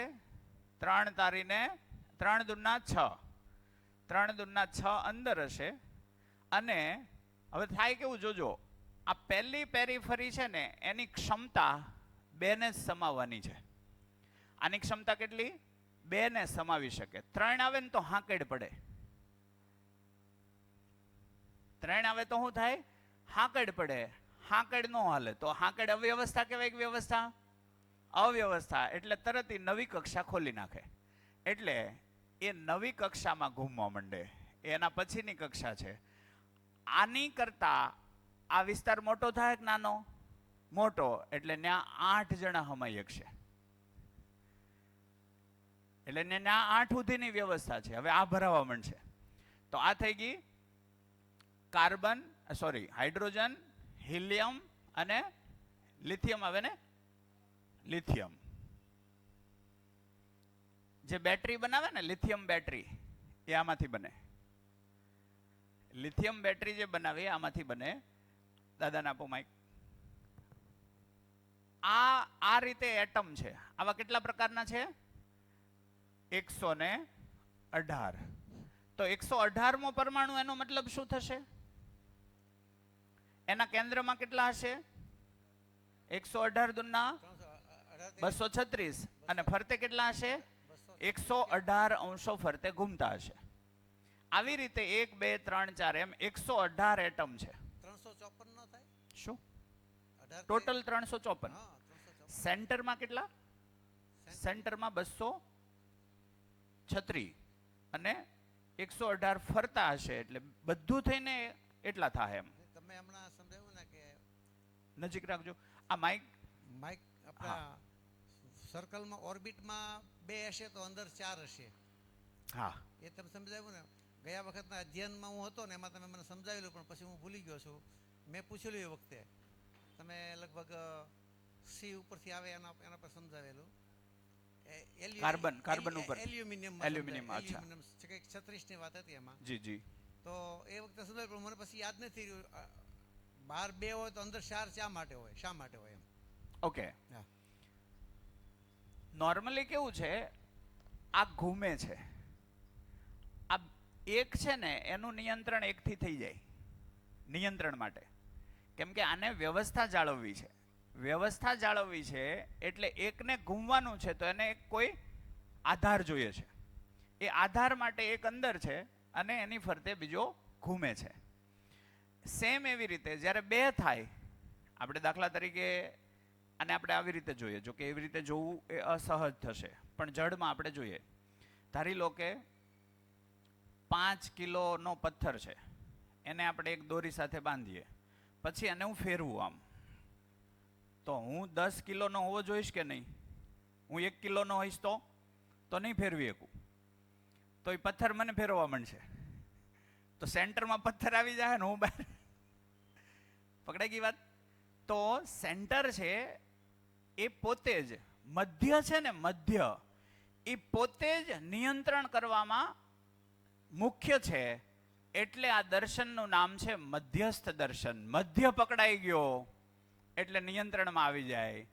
જીવનની અંદર મધ્યસ્થ આત્મા છે, આત્મા પકડાઈ ગયો એટલે માણસ નિયંત્રણમાં આવી જાય. મધ્યનું દર્શન થઈ જાય. દર્શનનું નામ શું છે? મધ્યસ્થ દર્શન. સૌરમંડળના મધ્યમાં સૂર્ય સમજાઈ જાય એટલે એની ફરતે આ ફરે છે એ બધું સમજાવવા માંડે. ઠીક છે ને? તો મધ્યસ્થ છે. આખા એક પરિવાર જુઓ, એમાંય જુઓ મધ્યમાં કોણ હશે? કા જડ હશે, કા સમજદાર હશે? આ વાત કોણ પકડશે? મધ્યમાં કોણ હોય? કા તો જડ હશે. એ કઈ રીતે સમજાવશે? કોણ કહેશે? મધ્યમાં ગજબ વાત છે. કોણ કહેશે? મધ્યમાં એક જવાબદાર વ્યક્તિ હોય જી, જેને આપણે અત્યારે આવકથી કે મતલબ જે ઘર ચલાવે છે એનાથી જવાબદાર વ્યક્તિ માયના કે એ જવાબદાર વ્યક્તિ છે. એક હદ સુધી આવશ્યક છે. હા, હવે એના વિચારો જડ છે કે સમજદાર છે એ નથી ખબર. હા, હવે એના વિચારો ઉપર આખું ઘર ચાલશે. હા, બરાબર છે. તે મધ્યમાં જડ હોય તો આખું ઘર જડતાપૂર્વક ચાલશે, અને મધ્યમાં જો સમજદાર વ્યક્તિ હોય તો સમજપૂર્વક સમજદારીથી ચાલશે. તો વાસણ કેમાં ખટખટતા હે? જડમાં. આ સીધી સાદી થિયરી છે. સમજદાર માણસ સેન્ટરમાં હશે તો એ સંવાદપૂર્વક પ્રશ્ન જવાબના આધારે આખા પરિવારને એક રાખી શકશે, સહજતાથી, પરાયણે નહીં. અને રહેશે જ, કેમ કે અસ્તિત્વ આખામાં એવી રીતે છે. અને જો વચ્ચે કોઈ જડ આવી ગયો, દોઢ ડાયના થાવવાની કઈ એમ કરવા માંડો સાના મના, તો થશે શું ખબર? એક હદ સુધી કરશે તે, પછી પેરીફરી છોડીને જતો રહેશે. કેટલાની વાત પહોંચી? આ અસ્તિત્વનો નિયમ છે, એમાં કોઈનું કાંઈ હાલતું નથી. એટલે જે કક્ષા છોડીને જાય છે એમાં કક્ષાએ નથી વિચારવાનું, સેન્ટરે વિચારવાનું છે. હું મારી જ એક ઘટના કહું. અમારા કુટુંબમાં પરિવાર એટલે પરિવાર, પછી દાદા અને એના ભાઈઓ ભાંડુઓ બધા હોય એ પરિવાર કુટુંબ થાય ને. અમારા કુટુંબમાં એક દીકરી છે, ભાગી ગઈ. પછી મારા બાપુજીને મારે સંવાદ બહુ થાય, એટલે આમાંથી તમે એ વાતને અર્ક કાઢી શકશો. એટલે મને એ ક્યારેક પૂછે, હું એને બધું પૂછું, ફોન પર અમે વાત કરતા રહીએ. કુટુંબની અંદર સારા નરસા પરિણામો લગતી કોઈ ઘટનાઓ ઘટિત થઈ હોય, અમારી અહીંયા ભાઈઓ ભાંડુમાં કાંઈ થાય તો અમે ન્યા કહીએ. ન્યા ભાઈઓ છે, અમારી જૂની પેઢી છે, મારા બાપુજીની ને એની પેઢી આખી ન્યા. એટલે મારા બાપુજી અને 3 ભાઈઓ ત્યાં, મારા બાપુજીના કાકાના દીકરા બધા ન્યા, એના બીજા એક કાકાના દીકરા બધા ન્યા, એટલે 8 ભાઈઓ ન્યા. અમે બધા અહીંયા 16 ભાઈઓ, બરાબર છે. કાકા દાદાના બધા ત્રીજી પેઢીએ, એ બધા અહીંયા. તો અમારે અહીંયા બધી ઘટનાઓ ઘટિત થાય. હવે ઘરમાંથી દીકરી ભાગી ગઈ, એટલે ઘટના બની કે ભાઈ શું કરાય હવે જનક? એટલે મેં કીધું કે છોકરો કોણ છે? તો કે એક ગામ કીધું ને પટેલ જ છે કે. તો મેં કીધું પટેલ જ છે તો બીજો તમને વાંધો શું છે? હાલો, હજી હું તો એવું કહું છું કે પટેલ જ હોય એવું જરૂરી નથી, માણસ હોવો જોઈએ. પણ એ વાતને હજી આપણે ન સમજી શકીએ એવું લાગે, એટલે આપણે શું કહીએ? જ્ઞાતિમાં ઓકે. એટલે એમણે એવું કીધું કે ભાઈ પટેલ જ છે અને જાણીતાય છે, ઓળખે છે બધા એકબીજાને. તો મેં કીધું દીકરા દીકરીને એમ કહેવાય કે આવો લગ્ન કરી નાખીએ. તો કે પણ એવું થોડું કરાય, બધાનું માનવું, ન્યા બધાનું કે માનવું એમ છે કે આ ભાગી ગઈ છે તો એ આપણા બધાના કીધા વગર ગઈ છે, તો હવે એની રીતે જીવે, આપણું જ કોઈને એની જરૂર નથી એટલે જ ભાગી ગઈ છે એ કે. એટલે મેં કીધું ભાગી ગઈ છે તો હવે ગઈ, એનું કંઈક કારણ હશે, આપણે શોધશું. પણ હવે છોકરો એ છોડવાની નથી, પાકું છે. એને મારી મચકડીને બીજી જગ્યાએ લઈ જઈને આપણી કોઈ ગેરંટી છે કે ત્યાં સુખી રહે જ? આ કમસે કમ એણે નિર્ણય લીધો છે તો એ સુખી થાય માટે સપોર્ટ તો કરીએ આપણે. તો છેવટે એણે એવું કીધું કે જે ભગાડીને લઈ ગયો એ છોકરાના સંસ્કાર કેવા હોય પરિવારના, એવું મારા બાપુજીએ કીધું. શું કીધું? જે છોકરો ભગાડીને લઈ ગયો છે, ઓલરેડી એના 50-60 હજાર પગાર હતો, તો મેં કીધું પગાર છે, પટેલ છે, તો બીજું તમારે શું જોઈએ? તમારે ગોતવાનું તો આવું જ હતું કંઈક, ખાલી એટલો જ ફરક છે કે એણે જાતે નિર્ણય લીધો. તો નિર્ણયની તો સ્વતંત્રતા હોય, એમાં કંઈ ખોટું નથી. તો કે પણ જે ભગાડીને લઈ ગયો છે એના પરિવારના સંસ્કાર કેવા હોય? તો મેં કીધું બાપુજી આપણે એવું વિચારવું જોઈએ કે જે ભાગી ગઈ છે એના પરિવારના સંસ્કાર કેવા. એટલે મારા બાપુજી કે વાત તો સાચી તારી. જેમ ઓલાના એના દીકરામાં સંસ્કાર કંઈક ઘટ્યા એમ કહો છો, તો આપણી દીકરીને આપણે ઘટ્યા જ ને, કંઈક તો આપતા ભૂલી ગયા. તો કે તો હું કહું? મેં કીધું મને તો એવું લાગે કે તમે એવું કહો. મારા બાપુજીનું પાછા આમ માને. તો મેં કીધું કે તમે એવું કહો કે ભાઈ આપણે આ દીકરા દીકરીને બોલાવી અને કંકુ ચોખા એક કરી દો. શું કે મગ ચોખા ભેળવી દો. એટલે પછી મારા બાપુજી કે હારું હું કઈ જોઈ. પછી છેવટે તો એના પપ્પાનો નિર્ણય હોય. મેં કીધું જો બાપુજી એક વસ્તુ ધ્યાનમાં રાખો, આજ નહીં તો કાલે તમારે મગ ચોખા ભેળવા પડશે ને ભેળવા જ પડશે. કોઈના બાપનું આજ સુધી હાલ્યું નથી. કેટલાની વાત પહોંચે છે? કેમ કે અસ્તિત્વગત સંબંધ છે તમારો ત્યાં. સંબંધ હું નક્કી નથી કરી શકતો, એ છે જ. તમારી દીકરી છે એ ક્યારેય ભૂહાવાની નથી, છે ને છે જ. એને તમે અવગણો એવું તમારાથી થઈ શકે, પણ એ અવગણના એક સમયે તમને જ અફસોસ કરાવશે. એટલે આજ નહીં તો કાલે 8-10 પ્રસંગો એમને એમ વીતી જાય, પછી તમને એમ થાય કે હવે હોવી જોઈએ. છેવટે 10 વર્ષ પછી એ થયું, ત્યારે ન થયું. 10 વર્ષ પછી એને જ અંદરથી થાય જ. માણસ મધ્યસ્થ ગતિમાં જ સાચું વિચારીએ કે આવેશ ગતિમાં સાચું ન વિચારીએ કે મધ્યસ્થ ગતિ, અંદરનો અવાજ જે દી ફૂટે એ મધ્યસ્થ ગતિ છે. એટલે આને કીધું મધ્યનું દર્શન, મધ્યસ્થ દર્શન. મધ્યનું દર્શન દેખાય ને એટલે કોઈ હરિજન નથી, કોઈ કોળી નથી, કોઈ આહિર નથી, કોઈ બ્રાહ્મણ નથી, કોઈ પટેલ નથી, બધા માણસ છે. મધ્યનું દર્શન ન થાય ત્યાં સુધી માનેલું હોય, માનેલું મન સુધી જ હોય, ત્યાં સુધી મન છે એમાં વંટોળ ચાલ્યા કરે. આ આહિર છે, આ સ્ત્રી છે, આ બાળક છે, આ મારાથી નાનું છે, આને કાંઈ ન ખબર પડે, આવું બધું ચાલે. મધ્યસ્થ ગતિ દેખાય એટલે આ બાળક કેટલી યાત્રા કરીને આવ્યું છે એ દેખાય. એ દેખાવાનો મતલબ એની સાથે વાત કરો એટલે એની વાત ઉપરથી દેખાય કે આની યાત્રા મારા કરતા આગળ છે, એ દેખાય. પણ વાત કરવા જ કોઈ તૈયાર નથી. દિવાળી જ મેં જાજી જોઈ નાખી એટલે પછી શું કરું? પાછું વળાતું જ નથી. એટલે આવા બિચારા ફટાકિયા ફૂટી જાય. દિવાળી મેં જાજી જોડી, હું આવા ફટાકિયા ફોડી નાખું. જિજ્ઞાસા મારી નાખીએ અને શું કે ફટાકિયા ફોડી નાખ્યા. હા, ફરીથી ઓલો ભાગ કોણ સમજાવશે? માઇક લઈને પરમાણુ વાળો ભાગ કોણ સમજાવશે? હલો. હાજી. એટલે અસ્તિત્વમાં જે જળ અવસ્થા છે એનો એકદમ નાનામાં નાનો એકમ એને તોડતા તોડતા આપણે જઈએ તો જે છેલ્લામાં છેલ્લો જે આપણને નથી દેખાતો એવો જે કણ વધે છે એને પરમાણુ કહેવામાં આવે છે. હવે એ પરમાણુનું જો વૈજ્ઞાનિકોએ આજ દિન સુધી પરમાણુ જોયો નથી, પણ એની જે કલ્પના કરેલી છે એ જે તમે લખ્યું કે માની લો કે અત્યારે અસ્તિત્વમાં 118 પ્રકારના પરમાણુ છે. એમાં નંબર 1 છે હાઇડ્રોજન, નંબર 2 છે હિલિયમ, લિથિયમ, એમ 118 સુધી પહોંચાય.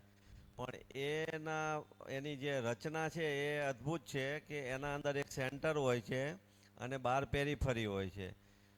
હવે એક જ નિયમ છે કે સેન્ટરમાં હંમેશા માની લો કે પેરીફરીમાં 3 કણ હોય ઇલેક્ટ્રોન, તો અંદર ડબલ હોવા જોઈએ 6 એટલા માટે હોવા જોઈએ કે સેન્ટર એને પકડી રાખે અને પેરીફરીના જે પરિભ્રમણ કરતા ઇલેક્ટ્રોનની એના ઉપર અસર અથવા એનું લયતા બંને વચ્ચે જળવાઈ રહે, જેથી કરીને પેરીફરીમાંથી ઓલા લોકો છૂટીને ના જતા રહે. એ નિયમ હોય કે ભાઈ પેરીફરીમાં જે હોય એના કરતાં સેન્ટરમાં ડબલ હોય, 6 હોય તો પહેલામાં 12 હોય. એ જ રીતે આને આપણે જીવન સાથે જોઈએ તો કુટુંબને આની હાથે હરખાવીએ તો જે સેન્ટર જે છે એ આપણા કુટુંબમાં કે ઘરમાં જ માની લો કે જેટલા બી સભ્યો હોય તો આંકડાકી સાથે સરખાવવાનો પ્રયાસ નથી, પણ સેન્ટર વસ્તુ એવી છે, મધ્યસ્થ સેન્ટરને ગુજરાતીમાં મધ્ય બી કહેવાય. મધ્યમાં એવી કોઈ વ્યક્તિ હોય, વડીલ હોય કે જે મેન માણસ હોય, એની ઉંમર, જાતિ, નાતિ, જાતિનો કોઈ વાત નથી, એની જે સમજણ શક્તિ છે, એની પાસે જે કંઈ નોલેજ છે કે એની પાસે જે કંઈ તાકાત છે સમજાવવાની, તો એ આખા ઘરનું ગુજરાન સંવાદ સાથે, વિચારોથી અને બધાને બાકીના સભ્યો સાથે એકદમ હળી મળીને પ્રેમથી રહે એવી એનામાં જો મધ્યમાં વ્યક્તિ હોય તો એ બધાનું ગુજરાન અને બધા હળી મળીને રહે. એટલે આ પરમાણુને જો ઘર સાથે સરખાવવામાં આવે તો મધ્યની અંદર એવો વ્યક્તિ હોવો જોઈએ કે જે બધી રીતે સમજદાર હોય. એ જ આવી જશે વહેલા મોડો. જળ તો ન જોવો જોઈએ. જડ છે એ જો કોઈ એનાથી સારો સમજદાર આવી જશે, જડ હટી જ જાહે. એને હટાવી જ દેશે સમજદાર માણસ. જો સમજદાર કોઈ નહીં હોય તો જડની ભૂમિકા બની રહે. કોઈ સમજદાર હજી બન્યું જ નથી તો પછી જડ છે એ હાંચવાનો પ્રયત્ન કરશે પણ એમ હચવા હે નહીં. જી હા દાદા. 15 વર્ષ પહેલા એક વૈજ્ઞાનિકોએ એક પ્રયોગ નજીક રાખજો. ઇલેક્ટ્રોનને તોડી શકાય કે કેમ, હા, એ જોવા માટે એક પ્રયાસ કરેલો. અને લાર્જ બ્રહ્મકણની, હા, એ બ્રહ્મકણની વાત છે. ગોડ પાર્ટિકલની. હા, LHC કેવું કંઈક હતું, લાર્જ હારાઇઝન કોલાઇડર કરીને મશીન બનાવ્યું હતું. હાજી. અને એમાં ઇલેક્ટ્રોનને તોડવામાં આવ્યો, પછી એનું નામ બ્રહ્મકણ આપ્યું. પણ ત્યાર પછી જે તૂટેલા કણને જોયો ને તો એમાં પણ પાછા 3 હિસ્સા હતા જ. એટલે એ એવું માનતા હતા કે આ જે ઇલેક્ટ્રોન છે અંતિમ કણ છે, અંતિમ અંશ છે. પણ એને તોડવામાં આવ્યો તો એના પણ એની પછીના પણ 3 અંશ નીકળ્યા. એટલે જે સિદ્ધાંત છે સિદ્ધાંત યથાવત રહેલો કે મિનિમમ. એમાં ફરીને વિચારણા કરવા જેવું છે, કેમ કે એ પ્રૂફ સાથે નથી કહેતા કે તૂટ્યું એ જ છે કે કેમ એમ.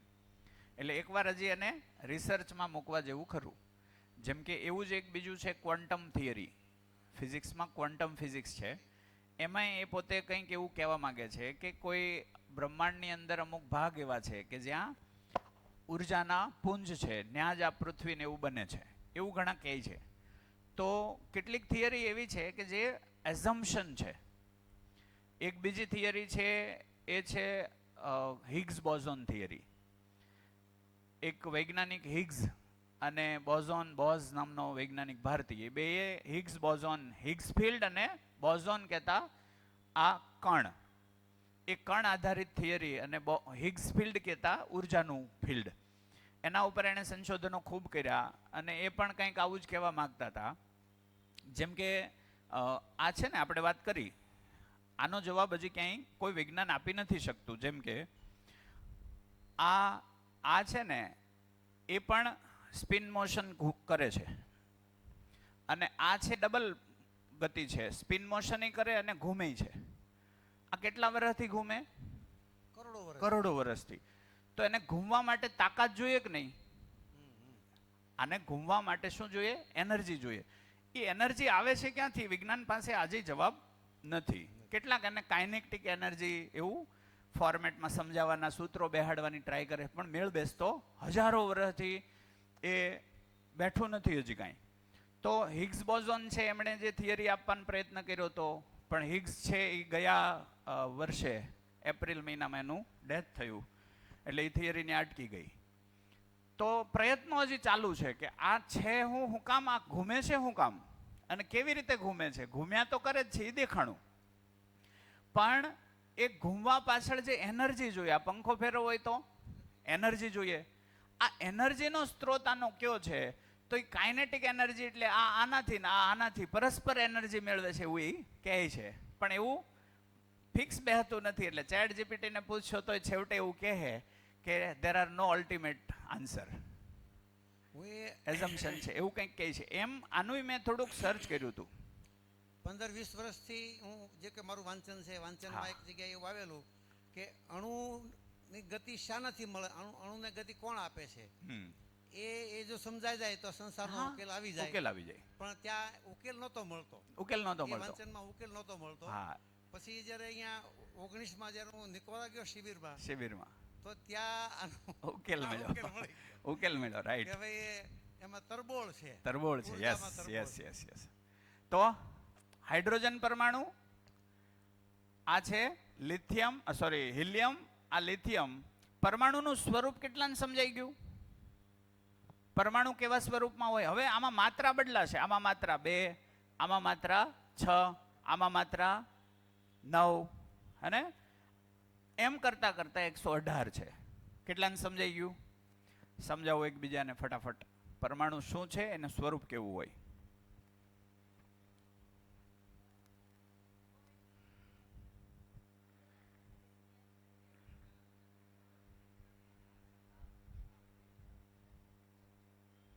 હે?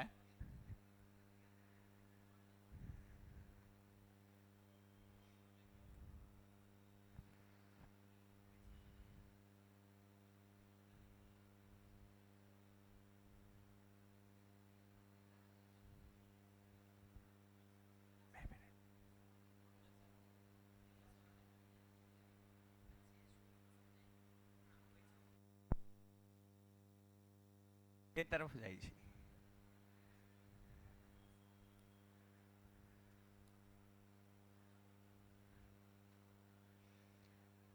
એક કામ કરો ને, કોની પાસે મોબાઈલ છે?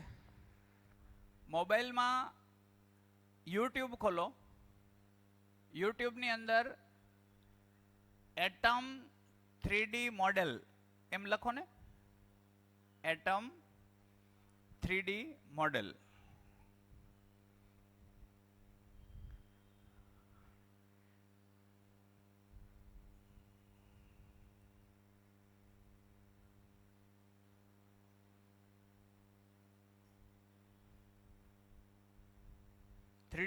એનિમેશન એમ કરશો તોય આવશે.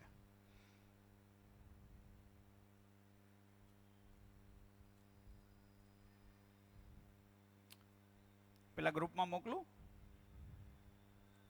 કે મળી ગયું?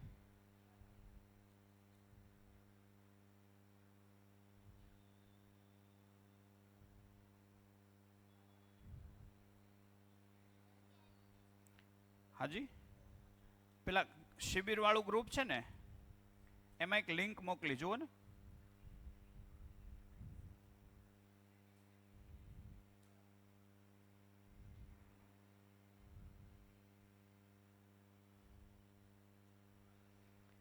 એ જુઓ ફટાફટ એટલે ખ્યાલ આવશે.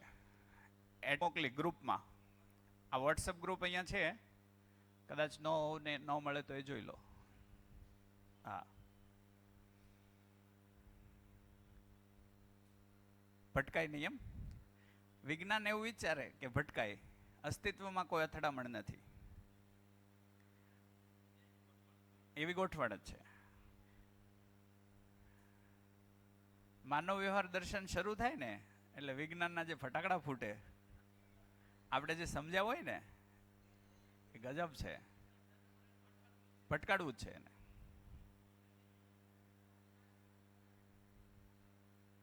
રેડી? હાજી, માઇક ન સમજાય મને પૂછો. આમાં જે જોઈ રહ્યા છીએ તો એ આપણે આમાં સમજીએ તો એવું લાગે છે કે એના પર તો આમ રાઉન્ડ ગોળ ફરે. ગોળ ના ફરે, 3D માં ફરે, આમ ગોળો બનાવે. અચ્છા, હા, એ વાળું. હા, એટલે આ દાખલા તરીકે સેન્ટર, તો આપણે બોર્ડ ઉપર તો આમ જ દોરી શકશું, પણ એ આમ જ ફરે એવું નથી, આમ ફરશે એટલે ગોળો બનશે આખો. હાજી, માઇક. ઓલી ટોરા જેવી ગેમ આવે એ રીતે કેમ હાજી, બીજું કોઈ વાત પહોંચી ગઈ? કેટલાની વાત પહોંચી ગઈ? પરમાણુનું સ્વરૂપ કેટલાને દેખાઈ ગયું? ખૂબ સરસ. એ નરી આંખે ક્યારેય ન દેખાય, પણ આ ખુરશી છે ને, બધા અહીંયા આવી ગયા? હવે બધા અહીંયા આવી જઈએ. નિકુંજ બાકી છે. કઈ નહીં, એને સમજ છે, એને અમારે પહેલા ચર્ચા થઈ ગઈ હતી. કેટલાને ક્લેરિટી થઈ ગઈ? ડન? કેમ કે આપણે જે ભાગ ઉદ્ઘાટિત કરવા જઈ રહ્યા છીએ એ ભાગનો આ બેઝ છે, બરાબર? હવે આમાં જે એક પ્રશ્ન હતો રજનીકાંતભાઈનો, એ સવાલ પૂછો.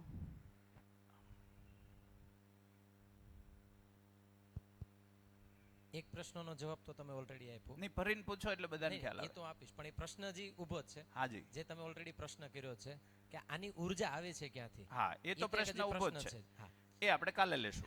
જી. બીજું મારો પ્રશ્ન એવો હતો કે આ બધા ફરે છે તો ક્યાંય ભટકાતા નથી? ક્યારે ભટકાતા નથી. ઓકે, તો અસ્તિત્વની અંદર વ્યવસ્થા છે. શું છે? વ્યવસ્થા જ છે. એટલે આપણે એવું કીધું કે દાખલા તરીકે આ સમજી લો ખુરશી. આ ખુરશીને હું સેન્ટર ગણું અને હું એની ફરતે આમ ફરીશ, તો આ જગ્યા છે કે નહીં? જગ્યા છે. તો એમાં બીજું કોઈ આવતું જ નથી ક્યારેય. બીજો પરમાણુ એમાં વચ્ચે આવશે જ નહીં. એ આઘો રહીને જ કામ કરશે. વિજ્ઞાન એવું કહે છે કે અદલા બદલી થાય છે, કોઈ અદલા બદલી નથી. એટલે વ્યવસ્થા જ વ્યવસ્થા છે. તો જોડાય છે કેવી રીતે એને આપણે સમજશું. તો જોડાય છે કેવી રીતે એ આપણે જોશું. આ એક છે તો એમાં એનો એ જ રહેશે. ઠીક છે ને? તો એને જેટલી જગ્યા જોવે છે એટલી પૂરતી છે, એનાથી વધારે એને જોતી નથી. આમ છતાં એ એકલો અંશ છે, એ જગ્યા બે માટે પૂરતી છે, એટલે બે જણા એમાં ઘૂમશે ત્યાં સુધી અથડાશે નહીં. ત્રીજો આવે તો અથડાશે, ત્રીજો કોઈ દી આવે નહીં.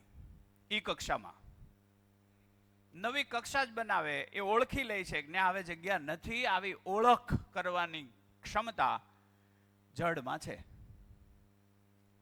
એ ઓળખ કરવાની ક્ષમતા ક્યાંથી આવે છે એ પાછા આપણે કાલે જોઈશું. આવું કેવી રીતે ઓળખી લે?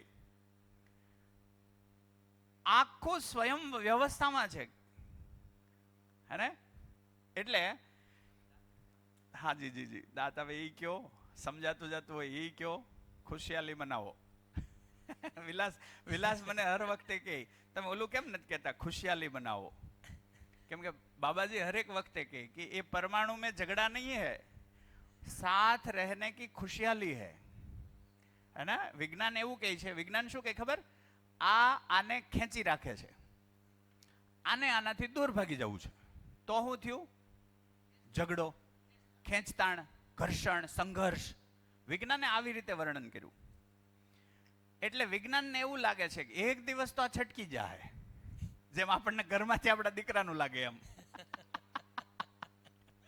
એમ દરેક આજે ભયમાં આવ્યા કે કેદી દીકરી વહી જાય નક્કી નહીં. હા કે ના? કેટલાને ભય છે આવો? ક્યાંક ને ક્યાંક અંદર ભય આવ્યો. એટલો ભરોસો છે કે આ નહીં જ જાય, છતાંય આપણને એક અંદરથી તણખો તો એવો છે જ. જે રીતે સમાજ ગતિ કરી રહ્યો એમાં નક્કી નહીં હો, એવું તો થાય જ છે. રિયલમાં વિજ્ઞાન જે શીખ્યા ને ત્યાં ઘર્ષણ, સંઘર્ષ એવી રીતે શીખ્યા. એટલે આને છટકી જવું છે એવું લાગે અને આ એને ખેંચી રાખે છે એવું લાગે. રિયલમાં એવું નથી. આ એની સ્વભાવ ગતિમાં છે. કેવી ગતિ? સ્વભાવ. એને ત્યાં રહેવું છે એટલે જ છે. આ ખાલી શું કરે ખબર? આને આ જોતો છે એટલે જ છે. એટલે બેને એકબીજાનો સહવાસ જોઈએ છે. એમાં જ એની વ્યવસ્થા, એમાં જ એની ઉપયોગિતા છે, એ એને ખબર છે એટલે એ હારે છે. તો હારે રહેવાની સંગીતમયતા છે, ઉત્સવ છે, ખુશિયાલી છે. વિલાસ હું કઈ સમજાવું ના આવું તો એ મને ઘરે જઈને એમ કે તમે ખુશિયાલી શબ્દ વાપરતા નથી. બાબાજી કેટલું મસ્ત કે એમાં ખુશિયાલી છે. ઠીક છે? હવે થાય કેવું? આનો મતલબ એમ થયો આ સ્વતંત્ર છે કે પરતંત્ર? સ્વતંત્ર છે. ખાલી કેટલું દિશા સૂચન? જો એ બહાર જાય તો એને ખેંચવો. એ કામ આ કરે. કેમ કે બે પસંદગીથી હારે રહ્યા છે. એને રહેવું જ છે, પણ કોઈ કારણસર બહારનો કોઈ પ્રભાવ એને ખેંચી લે. હવે સમજો, કુટુંબ નહીં સમજો, અહીંથી બધું સમજાય એવું છે. બહારનો કોઈ પ્રભાવ એને ખેંચવા પ્રયત્ન કરે તો અવ્યવસ્થા થશે. ત્યારે એ આને કહેશે મતલબ એ પ્રભાવ રાખશે કે ભાઈ આપણે બેયને સાથે રહેવાનું નક્કી થયેલ છે, હે ને? તારે જોડાવું તો જોડા, પણ કેટલી રીતે જોડાવાની તને ખબર હોવી જોઈએ. તો એને ઓળખે, પહેચાને છે, અને એ રીતે બીજા હારે જોડાશે, પણ કેટલો ન્યા નિર્વાહ કરવો એને ખબર છે. આને છોડીને જતો રહે એવું નથી થતું. એક જ ઘટનામાં એવું થાય છે, અને એ ઉપરના સર્જનમાં એ આગળ જોઈએ. તો હા, અહીંયા ઓલમોસ્ટ લગભગ ઘણું ખરું ક્લિયર એ થાય. 2-3 એક્ઝામ્પલમાં હું જે સમજો છું.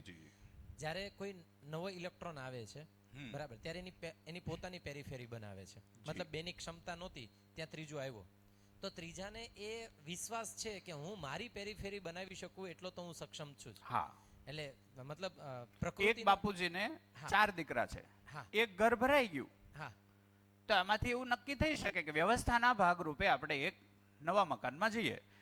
નવા મકાનમાં જવાનો મતલબ નાતો તોડવાનો છે નહીં. કેટલી જબર વાત છે. અસ્તિત્વમાં ખરેખર ગજબ વસ્તુઓ છે. એટલે અહીંયા ડરવાની કોઈ જરૂર જ નથી કે અસ્તિત્વ આપણને એટલી ક્ષમતા આપી જ છે, જે પેલા સૂત્રમાં કે આપણી આવશ્યકતા કરતા ઉત્પાદન ક્ષમતા આપણી વધારે છે, પણ આપણે એને ઓળખી નથી શક્યા. એનું પાછળનું જડ પદાર્થમાં ઓળખી નથી શક્યા. એનું કારણ એ છે કે બાળક તો ઓળખવા જ માંગતું હતું, પણ આપણે આસપાસ ભ્રમવાળા છીએ, એટલે આપણે ભ્રમવશ ભાગ્યા અને બાળકોને ભ્રમવશ ભગાડ્યા. દોડો ભાગો, તમને મળવાનું નથી. આજે એ સ્થિતિ આવીને ઉભા રહ્યા કે આજે નોકરીઓ નથી, અને હવે સંભાવના એવી પાછી દેખાય છે કે હવે નોકરીઓ આવશે ક્યાંથી. અમુક ડેટા તમે કાઢો, જેમ કે કાપડ ઓવર પ્રોડક્શનમાં છે, જોઈએ એટલું જ ઉત્પન્ન થાય છે. હીરા, ગોલ્ડ, બધું ઓવર પ્રોડક્શનમાં, તો એક સમય તો અટકશે જ ને. એટલે રઘુરામ રાજન, કેટલા નામ સાંભળ્યું? રઘુરામ રાજન ગવર્નર હતા આપણા, એક્સ ગવર્નર, અત્યારે ઓક્સફર્ડમાં કે કેમ્બ્રિજમાં ઇકોનોમિક્સ ભણાવે છે. એની ધ ઇકોનોમિક્સ મોલ્ડ કે એવી એક બુક આવી હમણાં. એમાં એણે મધ્યસ્થ દર્શનનું સૂચન કર્યું કે મધ્યસ્થ દર્શન સિવાય ઇકોનોમિક્સ, અર્થશાસ્ત્રનો કોઈ જગ્યાએ ઉપાય નથી. આમાં આવર્તનશીલ અર્થશાસ્ત્રની વાત કરી છે, અને ઓલું જે છે ને એ શંકુ આકારનું છે, એ એક જગ્યાએ તો તૂટશે જ, કેમ કે એ ટોચ કેટલીક બનાવશો? ટોચનો આધાર આપણે બધા છીએ. આપણે બધા સક્ષમ રહીને ટોચ ઉપર કોણ ટકશે? આ ઉલટો શંકુ આકાર. હા, ઉલટો શંકુ, એ વધારે મગજમાં બેસે એવું છે. એટલે ટોચ નાની, ઉપર વધી ગયું, હવે ભાર સહન થાય એવું નથી, એટલે કેલોપ્સ શક્યતા છે. એટલે તમે જુઓ, અમેરિકાની અંદર ગયા વર્ષમાં એક સર્વે થયો. આપણે જે અત્યારે ચાલે ને એને મૂડીવાદ કીધો છે, હે ને? તો એ સર્વે કર્યો કે મૂડીવાદ સફળ કે નિષ્ફળ, તો 70% લોકોએ નિષ્ફળ આપ્યું, કે મૂડીવાદ નિષ્ફળ. મૂડીવાદ દ્વારા જે બેઝિક વસ્તુઓ સુધી પહોંચવું જોઈતું હતું એ બધા માણસ પહોંચી ન શક્યા. અમુક લોકો પહોંચ્યા, અને એ લોકોએ જેટલો ડર નાખ્યો કે ભાગો દોડો નહીંતર તમે વાહે રહી જશો, એના કારણે શું થયું કે બધા આડા અવળા દોડવા માંડ્યા, ભગદડ મચ ગઈ. એવું જ છે અટાણે. તો અટાણે જે સ્કેમ થાય છે, બધા સ્કેમ થાય છે, ચીટિંગ થાય છે. તમારા બેંકમાં 1 કરોડ પડ્યા હોય તો તમને નિરાશ છે? કઈ ઓટીપી ગયો ને કઈ ખાલી કરી દે નક્કી નહીં, એવો ભ્રમ, આપણે એવો ભાર તો છે જ. હાજી, હા, માઇક પેપરમાં છે આજે, એમ? હા, આજે મેઇન પેજ ઉપર જ છે કે ડિજિટલ ફ્રોડ 36,000 કરોડ રૂપિયા થયા છે એક વર્ષમાં. આરબીઆઈ એવું કીધું છે આજે. ડોનાલ્ડ ટ્રમ્પના નામે કંઈક ફ્રોડ થયું, એ કાલે ઇન્સ્ટાગ્રામ ઉપર આવ્યું હતું. તો ફ્રોડ વધે છે કે પ્રામાણિકતા વધે છે? તો ફ્રોડ વધવાથી આશ્વસ્તતા આવશે કે વધારે અનિશ્ચિતતા વધશે? તો કંઈક સમજમાં ભૂલ છે, એટલે આવું બધું થયું. તો વાત પહોંચી અહીંયા. રઘુરાજનની વાત એવી હતી કે એમણે જે ધ ઇકોનોમિક મોલ્ડ કે એવું કંઈક બુકનું નામ તો મને વારા ખેલે થોડુંક ભૂલાય છે. મોલ્ડ એવો શબ્દ તો આવે છે. Breaking the mould. Breaking the mould છે ને? હા, બ્રેકિંગ ધ મોલ્ડ નામની બુક છે, હિન્દીમાંય છે.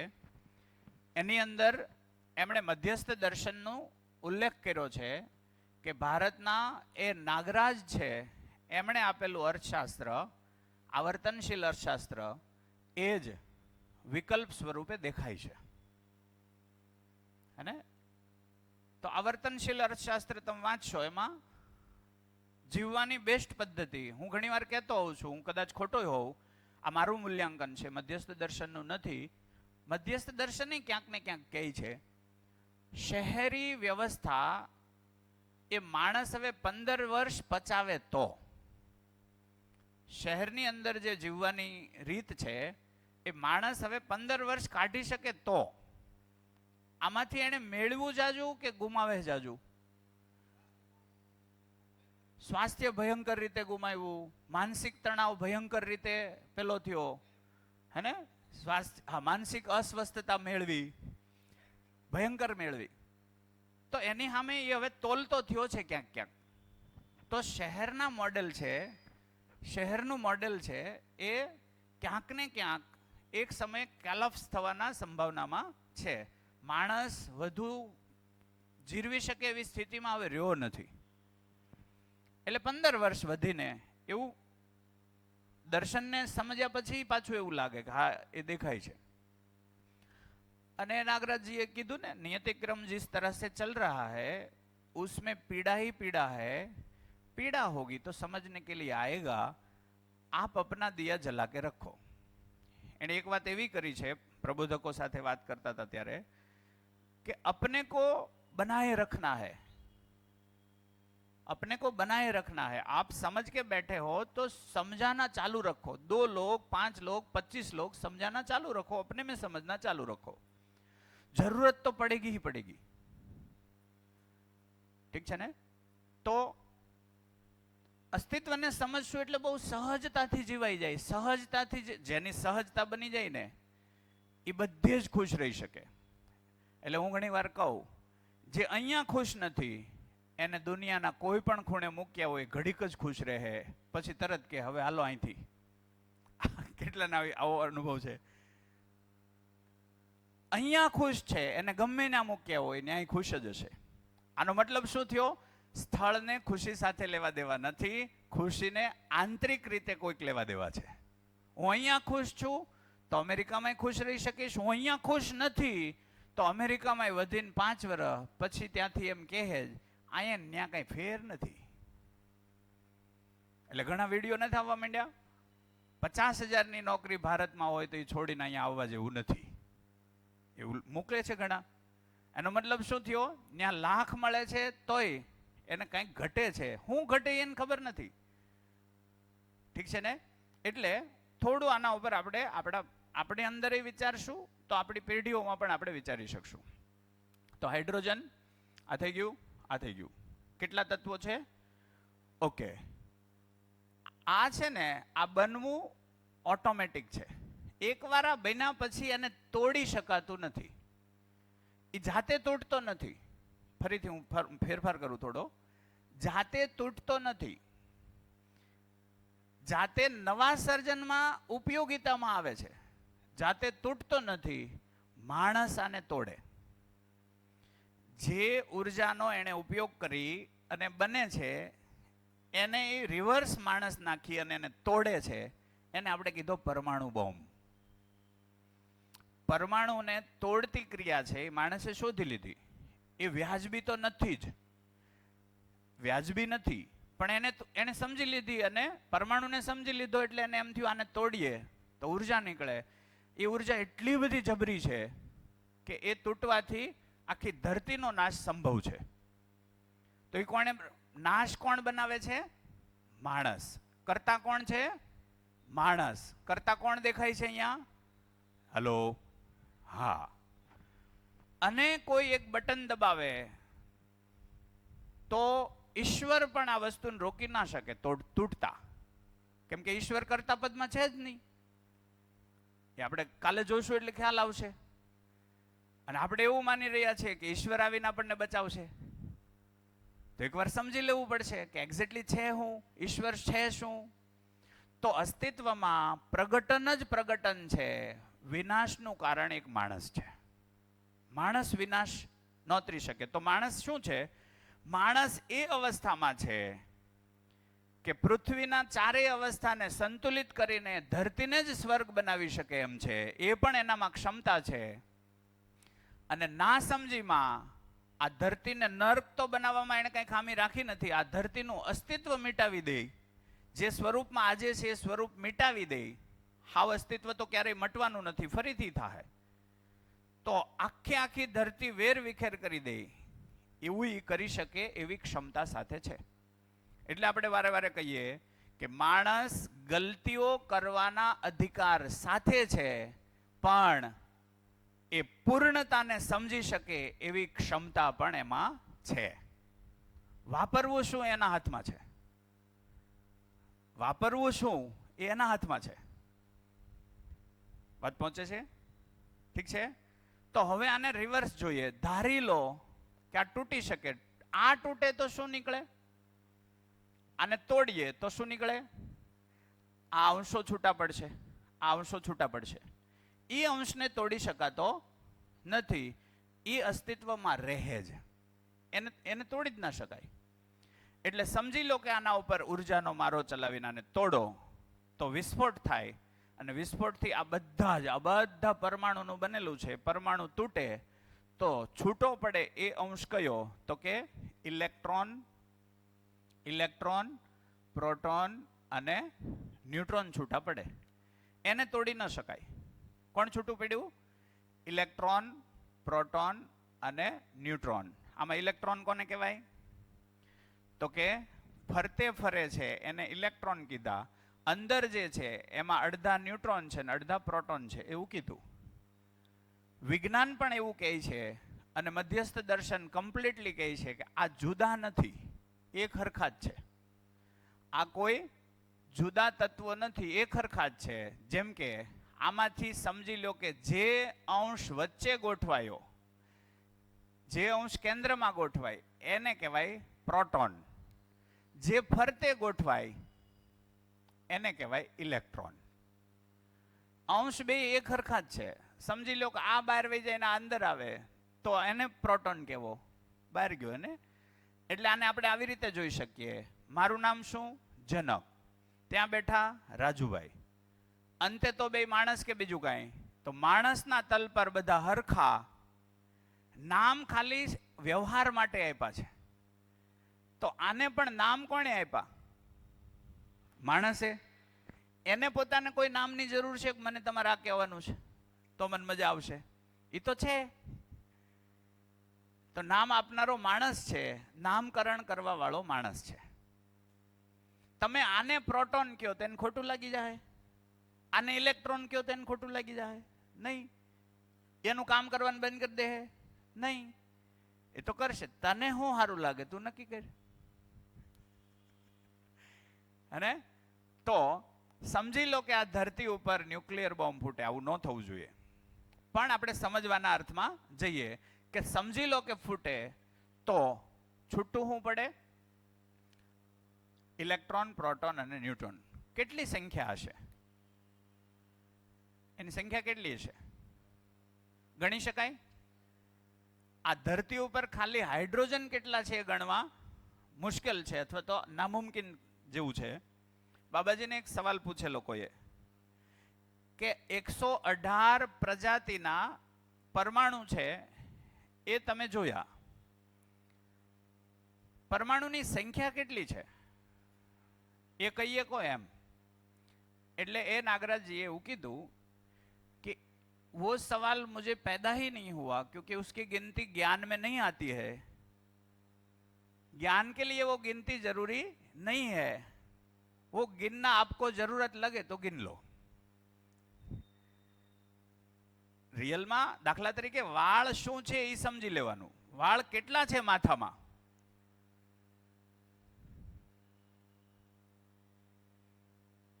એની કોઈ જરૂર ખરી? નહીં.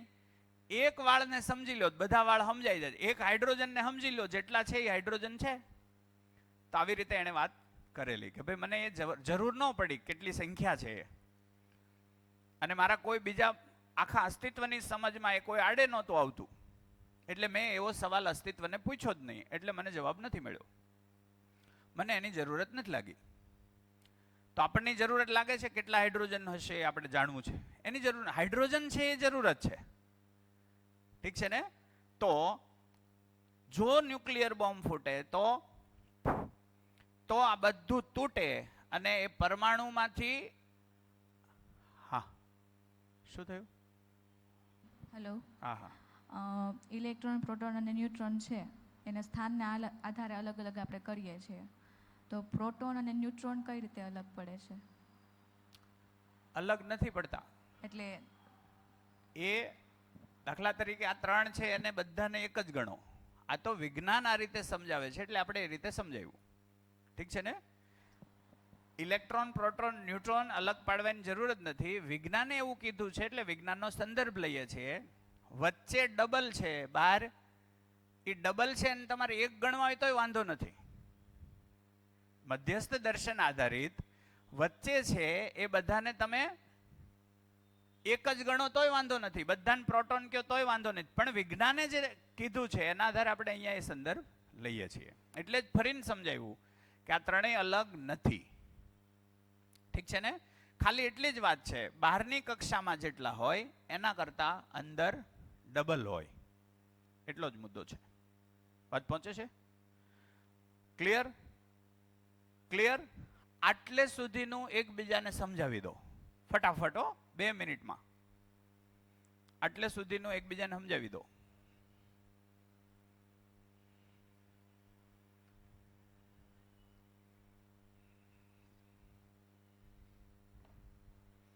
જેટલી ચર્ચા થઈ એકબીજાને સમજાવો. આ જ વસ્તુ સમજાવજો, સમય નહીં બગાડતા બીજે ક્યાંય. અમારી અપેક્ષા એવી હોય કે 2 મિનિટનો પૂરો સદુપયોગ થાય.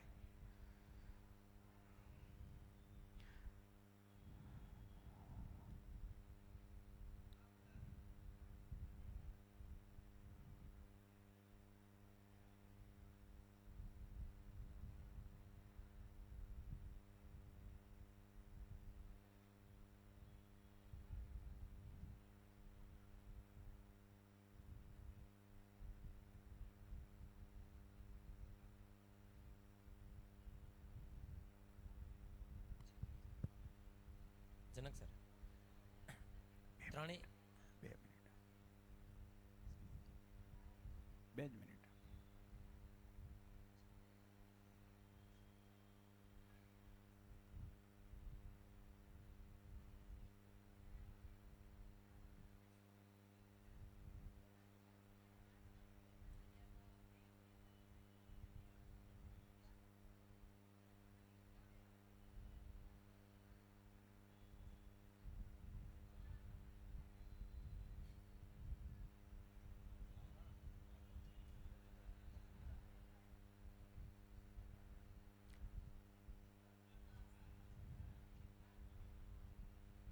પેલા વિદ્યાર્થી મિત્રો ભણેલા હશે, તમે પરમાણુમાં બધાને મદદ કરીશ. નોર્મલી વિજ્ઞાન શોધવાનો એવો પ્રયત્ન કરે છે કે આ બે છે કઈ રીતે. તો એણે આકર્ષણ અપાકર્ષણના આધારે જોયું. તો એણે ઇલેક્ટ્રોનમાં માઇનસ કીધું કે ભાઈ આ માઇનસ ફોર્સમાં એટલે ઋણ ભાર સાથે છે, અને સેન્ટરમાં છે એ એને ખેંચી રાખે છે, તો એની પાસે કેપેસિટી છે એટલે એને ધન ભારમાં કીધો. તો પ્રોટોન છે એને એણે ધન ગણાવ્યો, ઇલેક્ટ્રોનને ઋણ ગણાવ્યો. પાછું કેલ્ક્યુલેશન આવ્યું તો આ બીજા છે એનું હું, તો એને કે ન્યુટ્રલ છે. એ રીતે એને સેટિંગ કર્યું છે. ઓકે, તો પાછું ત્યાં પાછું એક બીજું વસ્તુ એ થાય કે આ ઇલેક્ટ્રોન પાછો પ્રોટોનની જગ્યાએ જાય. હા, તો એ પાછો ધનભારમાં થઈ જાય. હા, એટલે ધનભાર ઋણભાર જેવું છે જ નહીં એવી વાત અહીંયા થઈ રહી છે. કોઈ કોઈને ખેંચતું નથી, કોઈ કોઈને ભાગી જવું એનાથી એવું નથી. શૂન્યાકર્ષણમાં છે, ધનાકર્ષણ નહીં, ઋણાકર્ષણ નહીં, શૂન્યાકર્ષણમાં છે. અસ્તિત્વ સહજ એ બેને સાથે રહેવું છે એટલે સાથે છે. ઓલો નથી એને ખેંચતો, ઓલો નથી ભાગી જતો. શૂન્યાકર્ષણનો મતલબ શું થાય?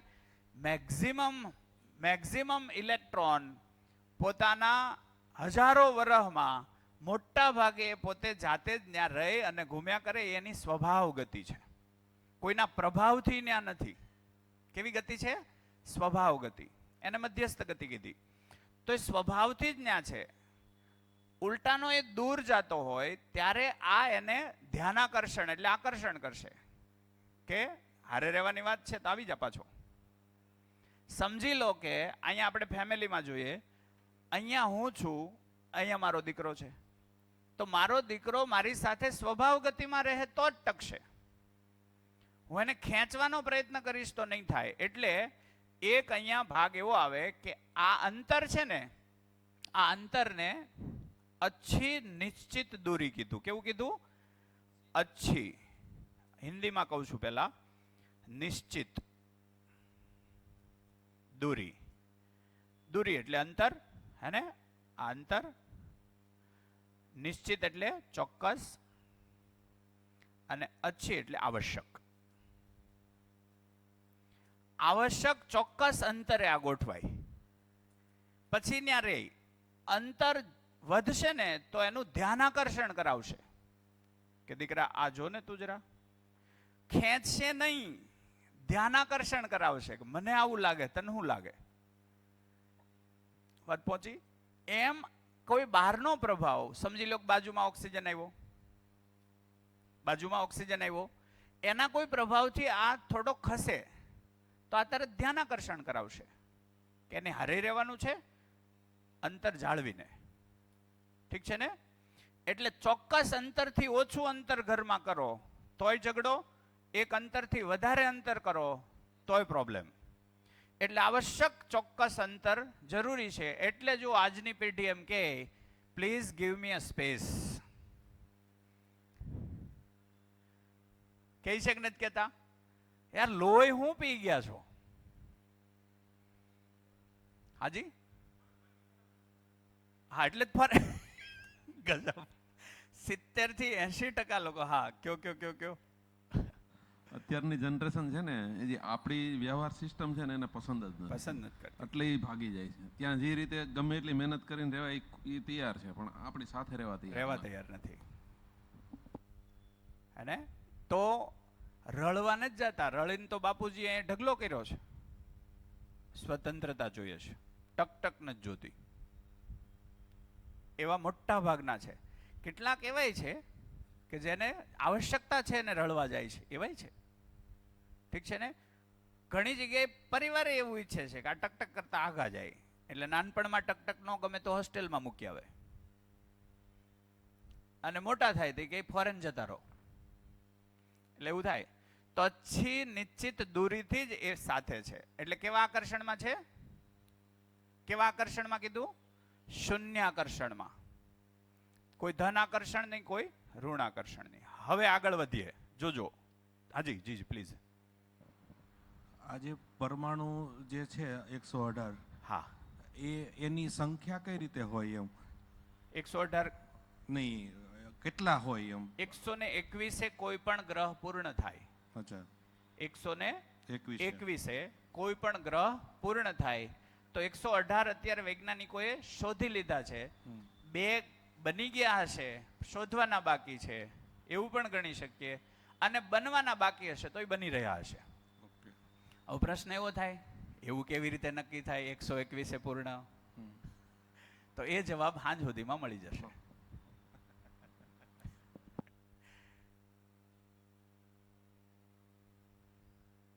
એક જવાબ નથી છોડ્યો, એક જવાબ નથી છોડ્યો. એમ ખરેખર એક માણસ, એક માનવ આટલું બધું જાણી શકે.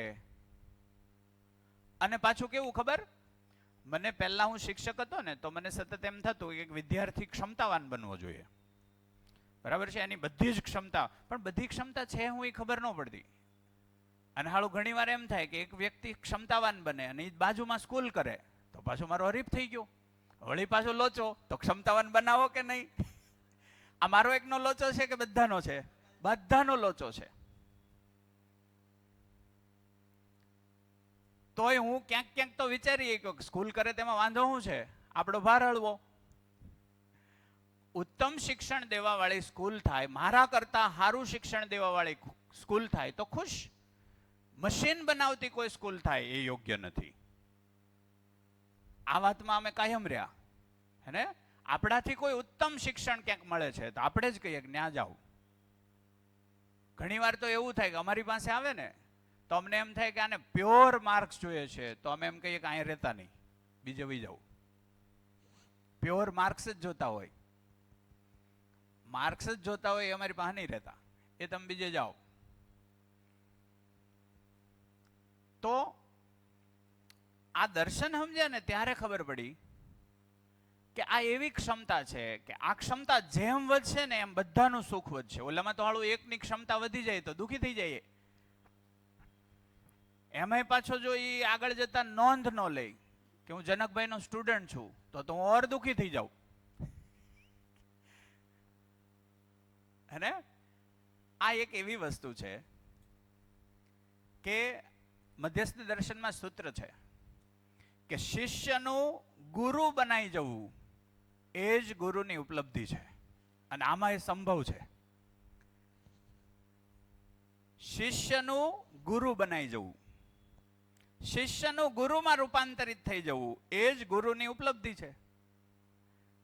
અને આમાં ઈર્ષા છે જ નહીં, આમાં ઈર્ષા ભાવ આવતો જ નથી. કેમ કે આ જેટલું બાંટો એટલું બેયનું વધે. ઓલામાં શું થાય, એક ઊભો થઈ ગયો તો બીજાનું ઘટે. કેમ કે આર્થિક જગતની વાત છે, આ સૂક્ષ્મ જગતનું જ્ઞાનની વાત છે. આમાં તો જેટલું બાંટો એટલું વધે. તો હું સતત એવું ઈચ્છું કે અનેક લોકો જેમ હું સમજાવી શકું છું એવા અનેક લોકો ઊભા થાય અને બાંટવા માંડે. જરૂર છે કે નહીં સમાજમાં આની? કેટલાને એવું લાગે કે જરૂર છે આ 5મા દિવસે? જી કહેજો ને. રેડી? ઓકે. તો આવશ્યકતા છે. એક મુદ્દો અહીંયા આગળ વધારી અને આપણે પછી ચા પીવા જઈએ, એની ચર્ચા થઈ શકે એટલા માટે. બરાબર છે? દરેક અંશ 3 ક્રિયામાંથી પસાર થાય. દરેક અંશમાં આ ઘટના ઘટિત થાય. હું આને થોડું નીચે લઈ લઉં અને સમજવાનો પ્રયત્ન કરીએ.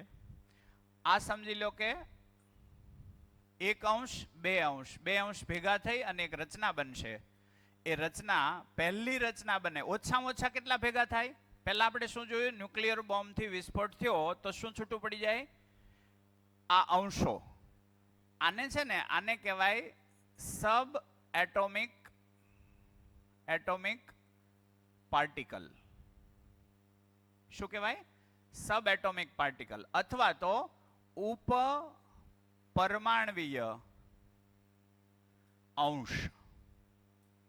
પરમાણુની રચના બનાવતા અંશો એટલે ઉપપરમાણવીય અંશ કહેવાય. હવે સમજી લો કે આ બન્યું, એમાં 2 અંશો ભાગ લીધો, તો ભેગા થવાની ક્રિયામાં પહેલા ઓછામાં ઓછા કેટલા ભેગા થાય? 2. એટલે પહેલા 2 વાળો આ ધરતીને જે આપણે વીખી નાખી, એ વીખ્યા પછી ઓટોમેટિક કઈ ઘટના બનશે? પાછી એ ભેગા થાય એટલે 2 નું ગ્રુપ ચાલુ થાય. 2 નું ગ્રુપ બનવા માંડે, એને કીધું હાઇડ્રોજન. એ થાય જ. એટલે ભારતીય પરંપરામાં જે છે એનો નાશ સંભવ નથી, એ રહેવાનું જ છે. કોઈની તાકાત નથી કે એને ભૂંહીએ કે પાછું થાય. એટલે આ ચાલુ થાય. આ ચાલુ થાય ને એટલે એમાં શ્રમ થાય. એટલે પોતે શ્રમ કરે, એની ચોક્કસ ગતિ બને. હે ને?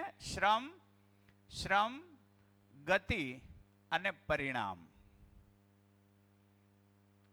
આવી 3 ક્રિયાઓમાંથી પસાર થાય. શું થાય? શ્રમ, ગતિ અને પરિણામ.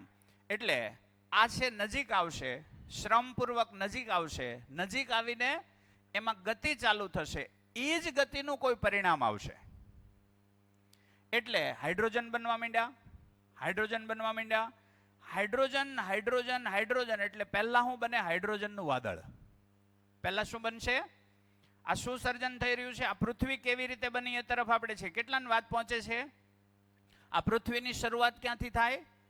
પહેલો પરમાણુ બને હાઇડ્રોજન. એટલે આખો ગોળો શેનો હોય? હાઇડ્રોજનનો. હવે એમાંય પાછું નજીક રહેવાનું જ આકર્ષણ છે. હાઇડ્રોજનની સાથે રહે. માણસને માણસ જોઈ જ, ભેંસને ભેંસ જોઈ જ, સાગની પાસે સાગ હોય, વાંસ હોય ને વાંસના જંગલ જ હોય. કીડીઓને કીડીઓ જોઈએ, અસ્તિત્વનો નિયમ છે, માણસને માણસ જોઈએ. એમ એક જાતિના હારે રે. આપણે જાન લઈને કોઈ ગામમાં ગયા હોય, બીજા ગામમાં જાન લઈને જઈએ તો ન્યાય બાળકો હોય, ન્યાય બાયુ હોય, ન્યાય વૃદ્ધ હોય, ન્યાય યુવાનો હોય. હોય કે ન હોય? જાનમાં જાય એમાંય બધી જ વકલ હોય કે ન હોય? તો કોણ કોની સાથે ભળી જાહે? બાયુ બાયુ સાથે ભળી જાહે, વૃદ્ધ વૃદ્ધ સાથે ભળી જાહે, યુવાન યુવાન સાથે ભળી જાહે, બાળકો બાળકો સાથે ભળી જાહે. આ અસ્તિત્વ સહજ ક્રિયાઓ છે ને વૈભવ જબરો? હે ને? અસ્તિત્વ સહજ વ્યવસ્થાઓ છે આ. પોતપોતાના જાતિના સાથે રહી. ઠીક છે ને? એટલે આમાં શ્રમ ગતિ પરિણામ થાય એટલે હાઇડ્રોજન હાઇડ્રોજન ભેગા થાય. હાઇડ્રોજન ભેગા થાય એટલે સેન્ટરમાં હાઇડ્રોજન ઉપર શું થશે? દબાણ વધશે. દબાણ વધે એટલે તાપમાન વધે.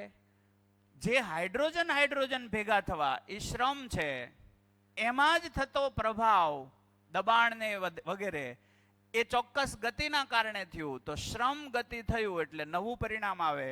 એટલે હાઇડ્રોજનમાંથી નવો એટમ બને, એને કહેવાય હિલિયમ. આ સ્વયંસ્ફૂર્ત છે. એટલે આ શ્રમ ગતિ અને પરિણામના સ્વરૂપમાં નવું સર્જન થાય એટલે હિલિયમ નામનો નવો એટમ બને. આ હિલિયમની અંદર સેન્ટરમાં 4 અને પેરીફરીમાં 2. ઠીક છે ને? આમાં 2 અંશો હતા તો 4 હાઇડ્રોજન ભેગા થઈને એક હિલિયમ બનાવી નાખે. એટલે હાઇડ્રોજનની સંખ્યા ઘટશે કે વધશે? ઘટશે. કોની સંખ્યા વધી?